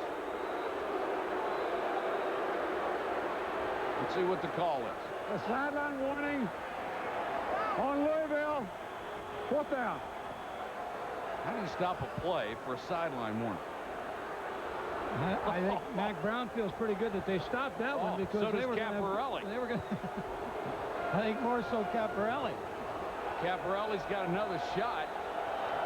That was a little bizarre. Let's see if Louisville comes hard or sets up for the return. They're going to set up for the return. Good has one knocked down by the wind. Fair catch at the 31. A 26-yard punt. There's a flag down. This may be interference on the fair catch. You have to give the man in college 2 yards to make the catch. This would be another huge break for Louisville. Kick catching interference on the kicking team. 5-yard penalty. First down. So they get it at the 26, and you know Ron Cooper's got to be thinking, if we ever do anything with it on offense, this is the time. The other thing he's got to be thinking about here, Mike, if he's playing offense like he has the entire ball game, you want to at least come away with some points here. You want to get in the end zone for the 7, but you've got 2:09 to play with that wind at your back. I don't know if I'd want to kick that field goal into that wind. So you're thinking touchdown first, but you also got to work the clock. Payne is still the quarterback. The redshirt freshman Alvin Lloyd, the tailback. Lloyd gets the carry. What a tackle by K. Mays, the middle linebacker. He was blocked, came off of it, and made a big tackle. 6'4", 240-pound sophomore, number 53, K. Mays. He's been very active in the middle. Guy was a great athlete, too. Scored 69 points in a high school basketball game. Either he's a great athlete or he's one of the great gunners of all time. I like those guys that shoot. I was talking to a basketball guy before the game. Ralph Beard's here tonight, the former great Kentucky player. 2nd and 8. Payne wants to throw, and he's buried. North Carolina's pass rush has been withering. Russell Davis, that's the 4th sack for the Tar Heel front. And Roman Oben, the All-American tackle for Louisville, is not in the lineup, and this rush came from that side. Russell Davis with the sack. Number 96 just beating a block. K. Mays on a stun also. There's Oben. He was hurt on the last offensive series against Michigan State. 3rd now and 15. Pressure. Ellis again. Loose ball. Louisville gets it back, but all the way back at the 48-yard line. It takes them out of field goal range. You got to credit the North Carolina defense. This has been an offensive coach's nightmare tonight, but the fans are starting to boo the Louisville offense, but it's a team game. You need both sides and special teams also, but it just has not been a very good offensive night. As I talked about, you need to be able to take 3. Greg Ellis again with good pressure, number 87, and then Jason Payne just drops the football. Lucky to get back and recover the football. So they'll have to punt with the win. 4th and 31. They really couldn't take advantage of that field position. Trying to hang this one high, and down it again. Fair catch signal made at the 11. Coming up later on tonight, Mike and I will be selecting the Wrangler players of the game. Actually, it will be Tom and Jerry and Mike Godfrey. Well, I think we're going to turn this over to Tom and Jerry tonight. Tom Punch hasn't been on yet, but he will make that call late in the game. 1 second to go, 3rd quarter. One of the top 11 crowds in history on hand tonight. 37,704. The stadium holds 35,000. We were here 3 years ago when they set the stadium record against Tennessee. Mike, Louisville did not take advantage of the wind at their back. North Carolina's going to get it here with 1 second after the second goes. Last play of the quarter. Leon Johnson has come back in the tailback. Bad pitch from Thomas, out of bounds. Just horrible execution on the option play. And it's ruled an incomplete pass. We'll be back for the 4th quarter in a moment.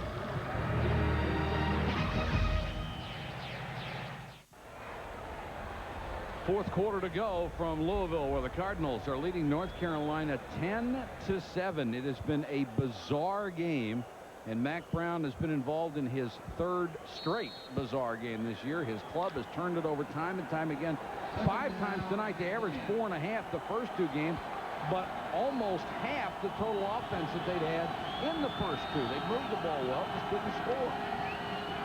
2nd and long. Thomas on a little half roll. Throws. Madison nearly picked it off, intended for Marcus Wall. Dangerous throw. Sam Madison broke right on the football. He did about as well as you can play as a defensive back on this one. Number 13 is on the outside. Sam Madison. The sprint out comes his way, but he sees Marcus Wall on the curl route. He breaks up on this football and almost intercepts Mike Thomas.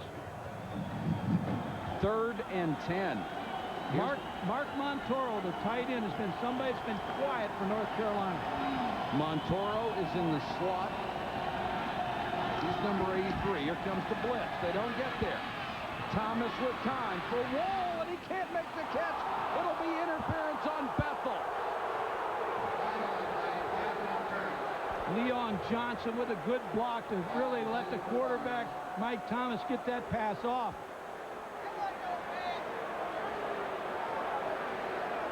Octavius Barnes against Tony Bethel. Looked like Barnes really didn't feel the ball was coming to him, kind of pulled up a little bit. And that was a good call as Bethel got the arm out there. And it's one of the reasons Barnes couldn't get to it. So it's a first down after being 3rd and 10. It gets the chains moving, but again, the college rule, you go back to the line of scrimmage and take 10 yards, which I don't like. No. Penalty situation. One of the few areas where North Carolina's had an advantage, but they finally get a break at least. Johnson back to the ground. They've done nothing on the ground to this point. Before that play, 34 rushes, 37 yards. That's 1.1 an attempt from an offense that is known for running the ball. Well, what happens is you start pressing as a coaching staff, too, and you don't want to put your team in bad situations.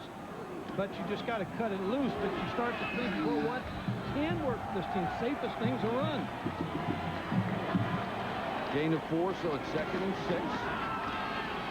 Johnson again stood up by Frost, but he pushes him forward and should have a first down out at the 37. And you see a little life in North Carolina right now. And the one thing I think Mac Brown would love to have is one of these 80-yard drives where you just shove it down their throat to take the lead.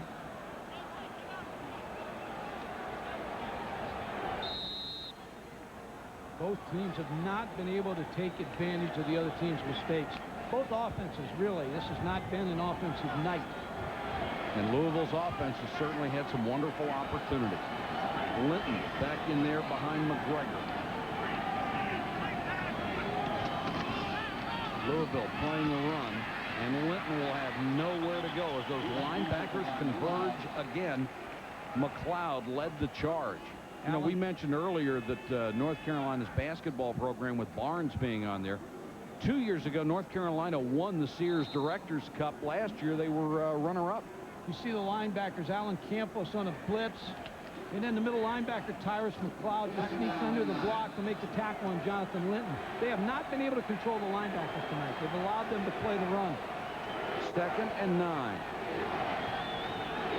Here comes the blitz. Do a great job of picking it up for a second. Thomas hit. Got it out to his tight end. That's Freddie Jones. And the big man rumbling down the field. Freddie Jones at 255 makes his 5th catch of the year. Mike, you can be critical all night of the quarterback, Mike Thomas, but I'll tell you, Mike Thomas really shows an impressive move right here, staying in this pocket. Alan Campos again on the blitz, number 59, but Mike Thomas was able to stay in there and get the ball to Freddie Jones. He takes the hit, smartly moves again, gets the ball off to Freddie Jones and picks up good yardage. That was a good play by the senior quarterback. They brought 2 linebackers that time. Neither one could make the tackle. Linton back to the ground game. Got about 4 down to the 32. Keep in mind, North Carolina has the wind at its back if they have to go for the field goal. I just was thinking the fact of when you hit that is that the wind is such a big factor tonight because of the field goal, because of the punting game, because of kicking off and all that, and throwing the long pass. You got the wind at your back. Every advantage is with North Carolina, but Louisville has made plays all night. 2nd and 7. Linton again.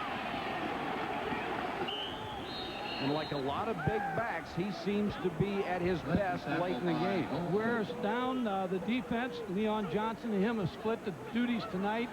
You've got a 6'1", 250-pound tailback in Jonathan Linton. They soften him up, and then you bring Leon Johnson back into the game, keeping them both fresh. Another first down, and you mentioned this earlier. North Carolina's season is literally on the line tonight. If they lose this ball game, you can cash the tickets in and start dribbling the basketball because it's over.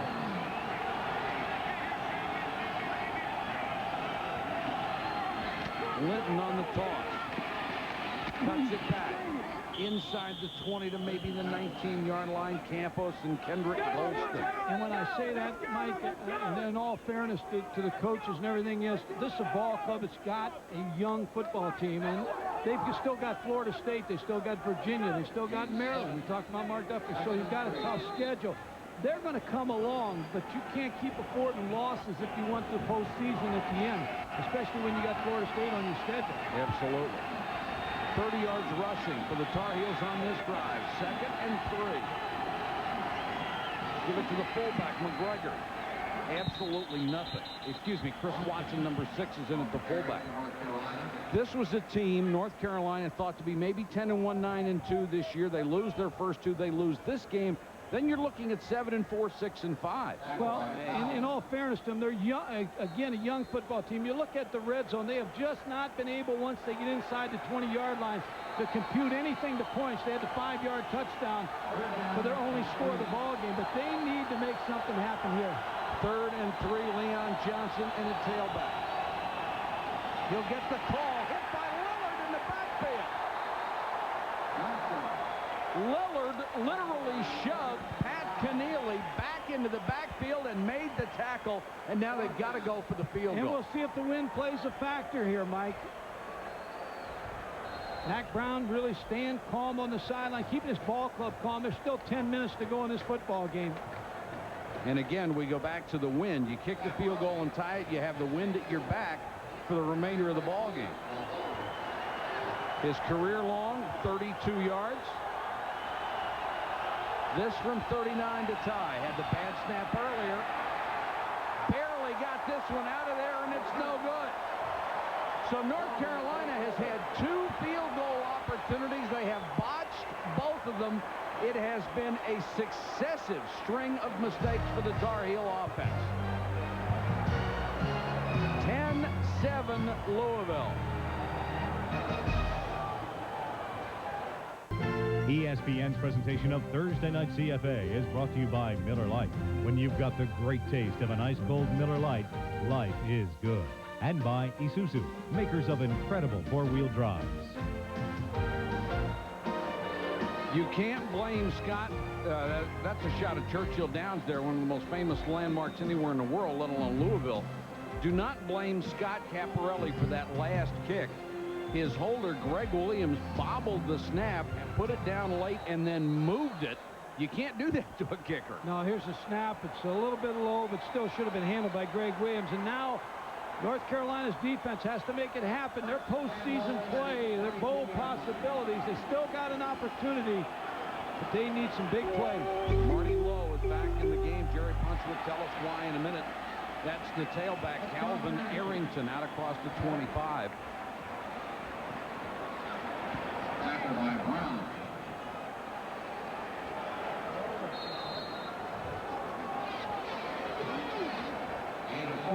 Clock running, 9:39 to go in the game. There is pain on the sideline. He has suffered an injury to his hand. Let's find out more from Jerry Punch. Doctor? Guys, let me show you on Tom here. Jason Payne on the previous series tore the ulnar collateral ligament, which attaches on the inside of his non-throwing hand, the thumb. It keeps the thumb from bending back. They have taped it now. It's not his passing hand, but they're concerned about him being able to take a snap from center and possibly fumbling the football. Thank you, Jerry. Lowe's, who had a terrible time throwing the ball tonight, can't find anybody. And he is wrapped up by Brian Simmons, that terrific sophomore linebacker. Well, you got to like the way this defense has played for North Carolina. They keep hanging in there. Louisville doesn't have an offensive first down in the second half. They only have 4 for the game. You can't fault North Carolina's defense. It's been the offense that's blown up in its face. Both offenses have not been able to take advantage of anything tonight. 3rd and 7 for Lowe.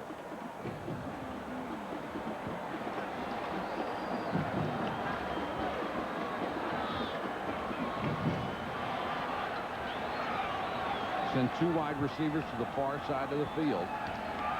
Lowe straight back to throw. 4-man rush, in trouble. Sack. North Carolina, Mike Pringley, who missed the Maryland game with a groin injury, gets his first sack, but that is 6 for that front wall. And in 3 games, Mike, they have 18 sacks. Again, we want to mention Roman Oben's out tonight, the key offensive lineman for Louisville, but Mike Pringley just has beaten a block of the tackle and just able to go in there and make the sack. Remember, Brian Simmons early in this game had a chance to block a punt, and they've tried to return the last 3 punts. Borsetti punting into a stiff wind to Marcus Wall. This one is a low bouncer. He won't get the kick this time. They'll down it at the 42. Wonderful field position for North Carolina, but they haven't been able to take advantage of the breaks before. Welcome back to Louisville. The Cardinals leading by 3. Ernie Irvan back after a year layoff for the NASCAR Super Truck Goodies 150, 9:30 Eastern from the Speedway in Martinsville, Virginia. Ernie nearly killed in the crash 13 months ago at Michigan, making a remarkable comeback. Jerry Punch, that's going to be a very emotional scene, isn't it?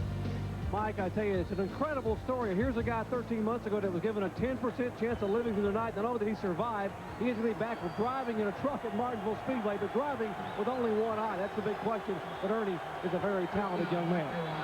Jerry, it's remarkable. We wish him the best. Johnson cut down by Madison.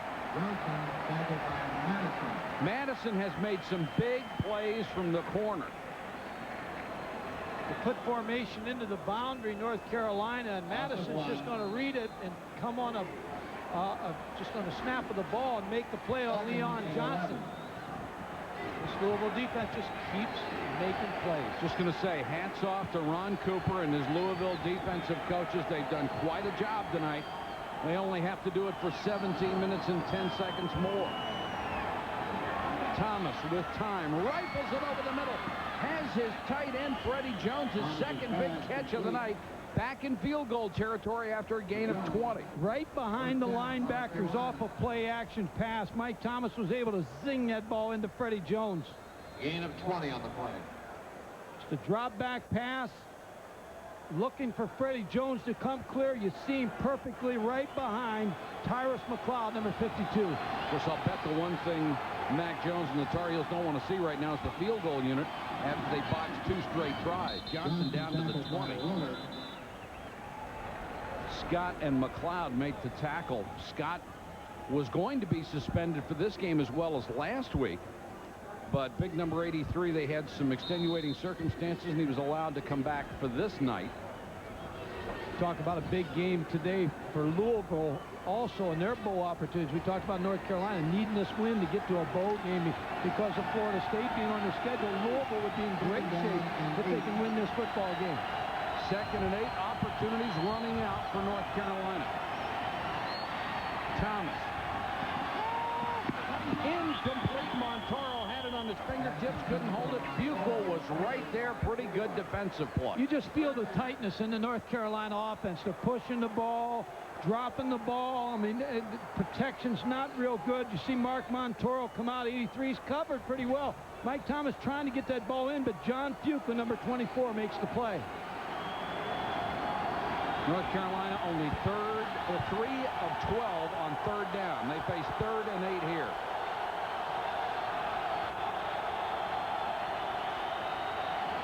Comes the blitz again. Thomas with time, way too high to Marcus Wall.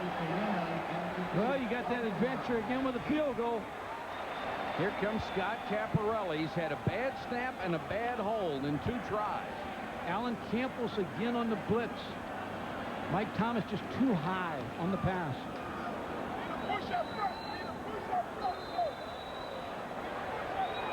Steve Bryant, the quarterback coach, right beside Mac Brown, just trying to talk Mike Thomas through this game.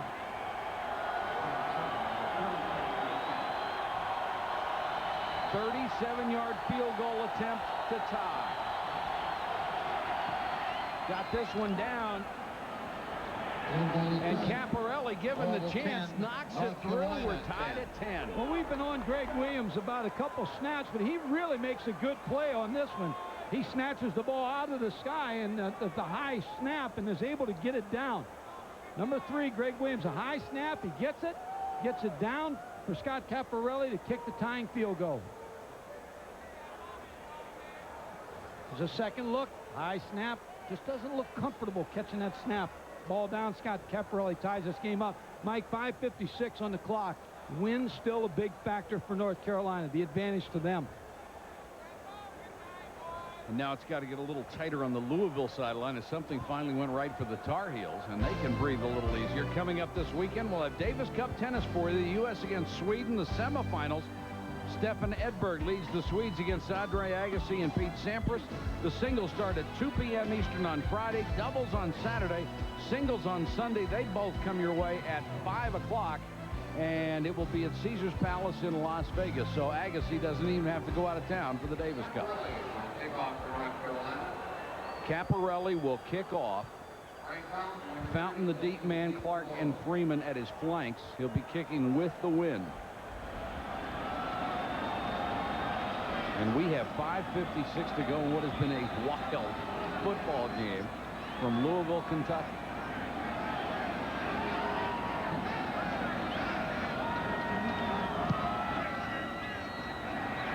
Caparelli hangs it high. Fountain from the 4. Good coverage, and he doesn't make it back to the 20. Spot the ball around the 18-yard line. Mike, with the quarterback problem Louisville's having tonight, Chris Redmond on the sideline. You see him, number 14. He signed with Illinois out of high school last year, and then got out of his letter of intent, then decided to go to Oklahoma, and then all of a sudden decided to stay home here at Louisville. He's really their quarterback in the future. And when Ron Cooper got the job, immediately after the press conference, his first call was to his father, who's a high school coach. But Chris Redmond is as a quarterback that's available right now should Ron Cooper decide to go that route. What do you have, 57 touchdown passes in high school? He's got a very strong and accurate arm. Marty Lowe at quarterback as Payne has been injured. Lowe has had a tough time throwing it tonight. Throws this one behind his tight end Mike Bogan. Let's go to Jerry Punch. Doctor, what do you have? Hey, you're talking about Chris Redmond on the Louisville sidelines. Now, a moment ago when Jason Payne tore that ulnar collateral ligament and all they had was Marty Lowe, Redmond got up and began to throw and got some people excited over there. But I asked one of the people outside the bench area, is Redmond going to come in? And I said, no. If there's any way possible, he's going to redshirt this year, and he's got 4 years to be a factor in Louisville. But if we need him, Coach Cooper knows it's a very, very big football game. Jerry, I want to ask you a question after this play. From the shotgun, Lowe, and again, a terrible throw behind Montano. Jerry, Jason Payne's injury, how long will he be out?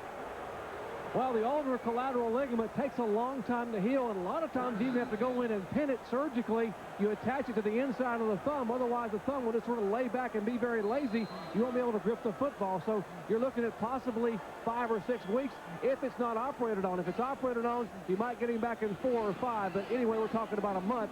He wouldn't be available to play. Now, remember, it's not his throwing hand. It's the non-throwing hand, his left hand. But the concern there is being able to hold the ball, hand it off, or pitch it, or maybe even fumble the snap. I think you'll see Chris Redmond this season, and if that's the case.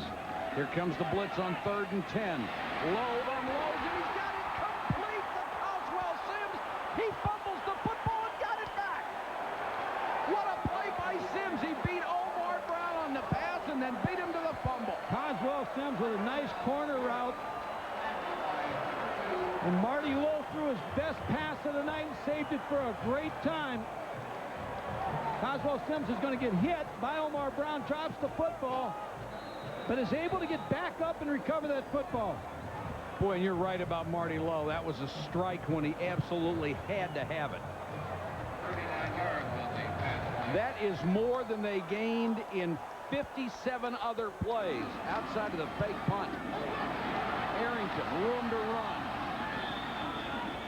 Looked like he could get more out of that than he did. Maybe only a yard as Brian Simmons makes another tackle. And what they changed on that 3rd down was field position, because they were faced with a punting situation into the wind, which would have given North Carolina good field position. So a big play by number 7, Marty Lowe. And a chance to work on the clock, which is now under 5 minutes. If you're an offensive coach, you think, just give me 2 more first downs and a chip shot field goal, we're out of here. Wind, don't forget that window. They've got to get it close enough for the field goal kicker, David Akers. Akers can hit it a ton. Carrington on the draw. Nice hole. He got down to the 38, maybe the 37-yard line. K. Mays.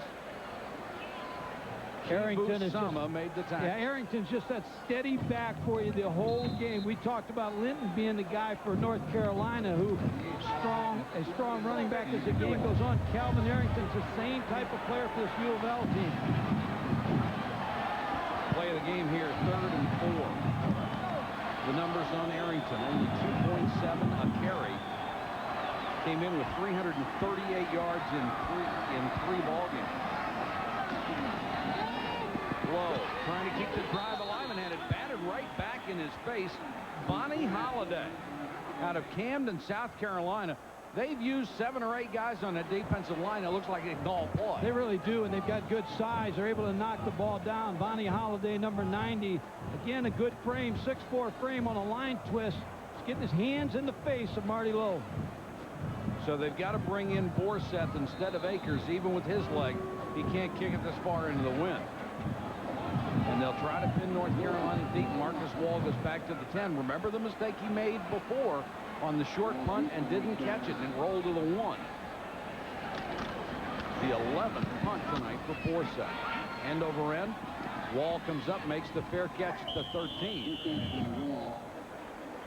So North Carolina starts with poor field position, but at least they're tied, and they have the ball with 3:46 to go. Let's check in with the good doctor again. Jerry? A little bit of cause of concern on the Louisville sideline. Sam Madison, who is their cornerback, one of their veteran defensive back players, been being worked on during the entire offensive series. Now, he just ran back on the field, but apparently he had some cramping and some spasm in the left side of his rib cage. They hope he can make it the last 3 minutes and 46 seconds. And Jerry, he's their best cover guy. He's come up with some big plays tonight. Thomas back to throw. Plenty of time, and he completes it out there to Barnes at the 30. Gain of 16. Jerry was just talking about Madison. He's cramped up again out there. He's got to come out of the ball game. Got to be terribly frustrating for him because he's played so well, wants to be in there.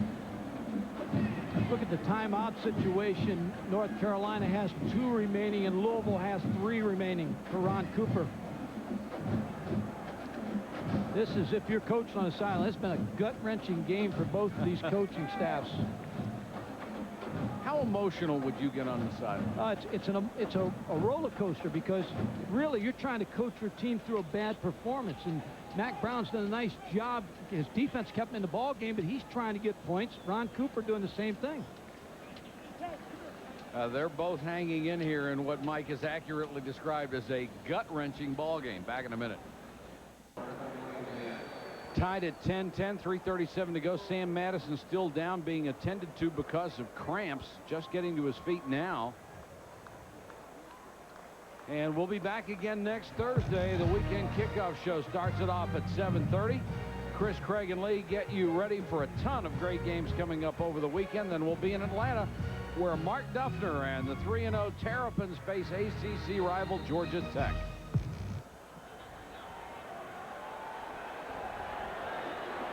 Is that Mike squared or Mike 2? What do you think?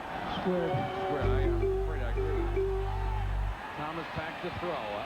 Again, good protection. Throws in between receivers, and Barnes can't short hop it. Carl Powell with good pressure. Again, number 51, the defensive end for Louisville. Of course, you can keep up to date with all the scores, particularly with the Major League Baseball wild card races and pennant races coming down. 10:30 and 50 after the hour. North Carolina facing a 2nd and 10 here in a drive that they have to keep alive.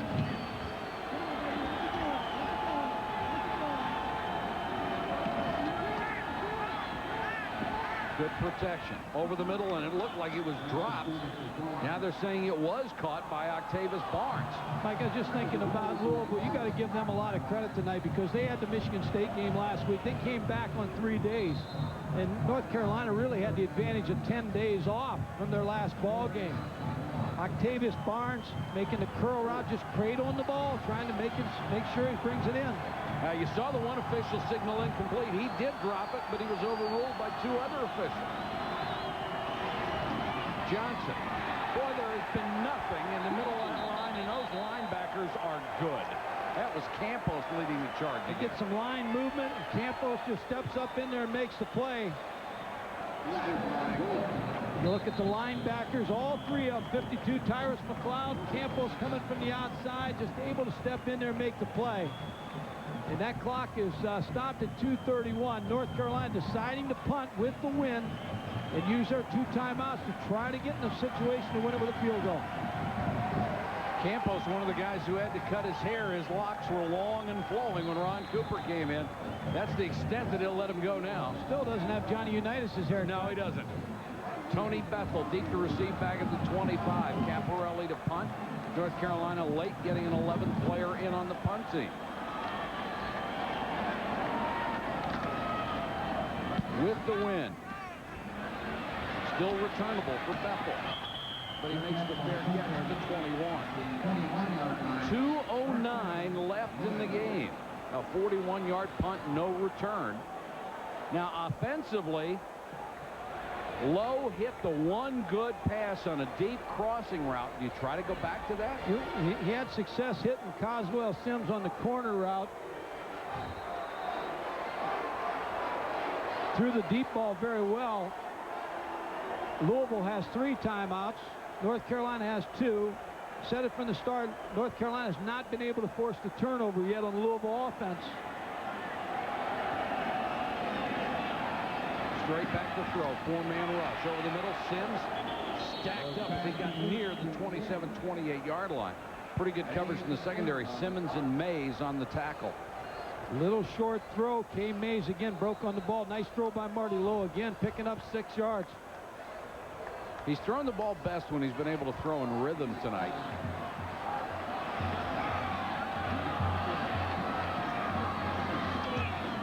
Go with the draw to Carrington. Or Arrington, excuse me. Arrington stopped behind the line of scrimmage. Crowd didn't like that call at all. And Louisville letting an awful lot of time burn off the clock. I'm waiting to see if Carolina will use its timeouts. So is North Carolina. Both teams now trying to let the other guy use the timeout. 1:22. Mack Brown still knows he has 2. He'll use 1 if they can stop him here on 3rd down. It will be 3rd and 3. Lowe just trying for enough for the first down. Throws sideline. Incomplete. And the good thing about that, if you're a North Carolina fan, is they don't have to use a timeout. So with 1:08 to go, Lowe looks to the sideline as if he'd like to go for it, but I don't think Coach Cooper's going to have any of that. No, he's got this is his senior year. He's going to leave after the coach don't want to leave with him.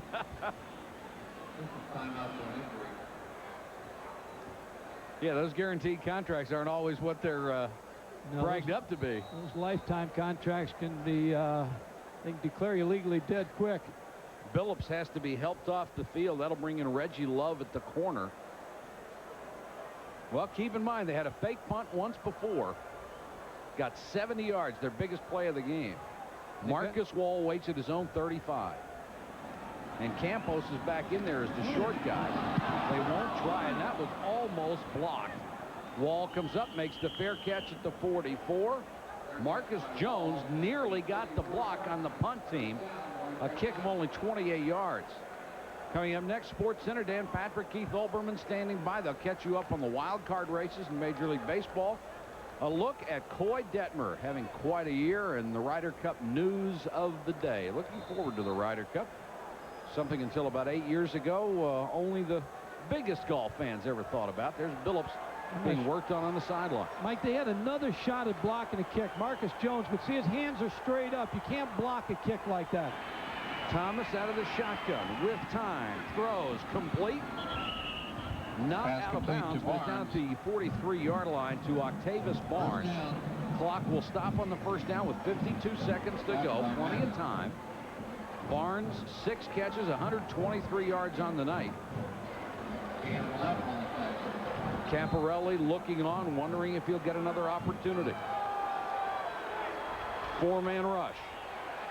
Thomas again with time, and a dangerous pass as Frost was out there in coverage on Watson, and that was a pretty good throw by Thomas because he put some arc on it to get it away from Frost. I think he saw Johnny Frost break in front, and Johnny Frost could have caught that on a dead run, and you'd have had these fans on the field after that play. But a wise move by Mike Thomas to throw it over the head of the receiver. Second down and 10.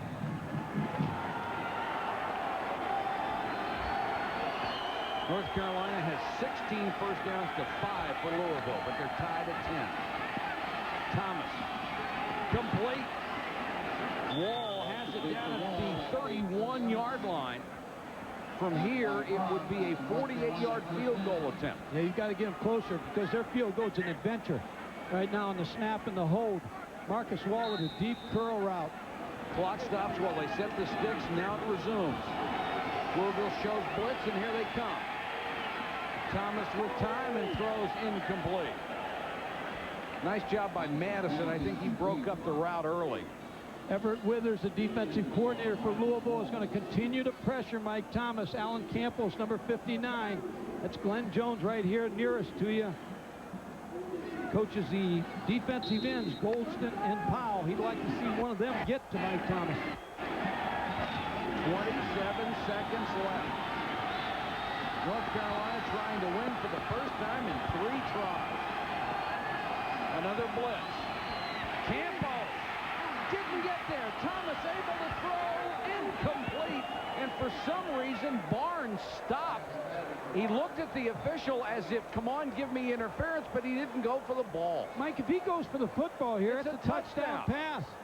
He gets tied up, and he might be right. He may get held by Tony Bethel here, number 46, but he stops.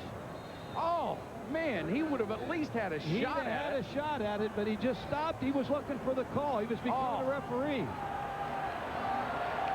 You can't do that until the play's over. Marcus Wall has to be the target here, number 14. 3rd and 10, they show another blitz and movement on the line. Either Thomas or Geathers moved early. It was Thomas, the left tackle. That'll cost them 5. Dead ball. False start on the offense.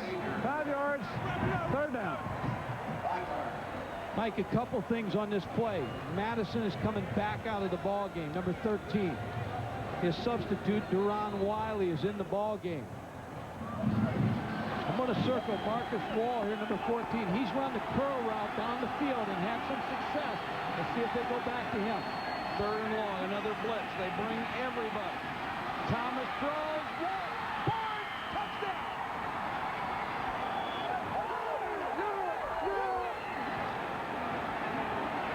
He beat Tony Bethel and redeemed himself for the play he made before. Give credit to Mike Thomas. Seniors come through on the road when things are tough. Mike Thomas threw it to Octavius Barnes in the touchdown for North Carolina with 14 seconds. And Barnes is still down in the end zone. That was a pretty good throw by Mike Thomas when he had to have it. And Barnes made the catch. Octavius Barnes, number 4, working against Tony Bethel. Uses his hands, pushes him away, now gets behind him. And the ball thrown right by Mike Thomas for the touchdown. Barnes, 7 catches, 158 yards. North Carolina on the verge of pulling this one out after they made so many mistakes. And if they can hold on here, their bowl hopes back alive again. This is a pretty good football team. Caparelli for the point after he's got it. And you have to credit Mac Brown for holding them together, because this is the kind of situation when you have so many high hopes, things can just come apart at the seams and you can lose everything. On the sideline, they've done a nice job. Jerry talked about how he didn't talk about all the things that are happening wrong at halftime. He accentuated the positive, and he gets a positive play by Octavius Barnes here for the touchdown pass. But Louisville still has 14 seconds on this clock to make something happen. Let's go to Jerry Punch. Doctor, what do you have? And just like Mac Brown said at halftime, as Coach was saying a moment ago, he didn't talk about the turnovers. He talked about playing loose, and he told his kids, remember, good football teams always find a way to win it in the 4th quarter, folks. Pretty good football team here. Yes, it is. And Jerry, the wind played such a factor in the decision to have the win into 4th quarter, because that gives you the chance with the wind to hang the long ball up. And Octavius Barnes caught a long pass from Mike Thomas, so the win was really North Carolina was the beneficiary of the win in the 4th quarter. They made it work. SportsCenter, of course, follows our telecast. As a coach, what do you like here? Squib kick or kick it deep? I think you just got to kick it deep and figure your special teams are going to make the play for you. I want to give them the most real estate they have to get back to 7 points or a chance to win it with a 2-point conversion. Arrington has gone deep as they send their prime tailback in to try to make something happen. Here's a low line drive kick taken by Rico Clark, one of the up men. Clark running a lot of time off the clock as he gets back to the 25. We're down to 9 seconds. Our Wrangler players of the game from North Carolina, Brian Simmons, the outstanding linebacker, 5 tackles, 2 behind the line of scrimmage, and had a sack. And from Louisville, another linebacker, Alan Campos, who had a 70-yard run on the fake punt. He was everywhere on defense. Credit Carl Torbush, North Carolina defense. They held the Louisville offense to this point. They gave them, the offense of North Carolina gave many opportunities to Louisville, but they just couldn't take advantage of it. Jason Payne is back in, bad left hand and all. Under pressure. Has some mobility, throwing on the run. Up for grabs and intercepted. And North Carolina has done it. Omar Brown with the interception to seal it. And the Tar Heels will win their first game. They win it on the road. They go to 1-2. Louisville under Ron Cooper falls to 2-2. They have lost 2 straight at home to Michigan State and North Carolina.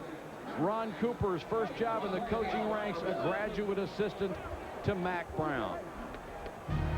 Stay tuned for SportsCenter. Coming up next, Dan Patrick and Keith Olbermann bring you up to date on Major League Baseball, a look at Coy Detmer and the Ryder Cup. For Mike Godfrey, Jerry Punch, and our entire ESPN crew, this is Mike Patrick. Thanks for watching, everybody. Good night from Louisville. The final score, North Carolina 17, Louisville 10.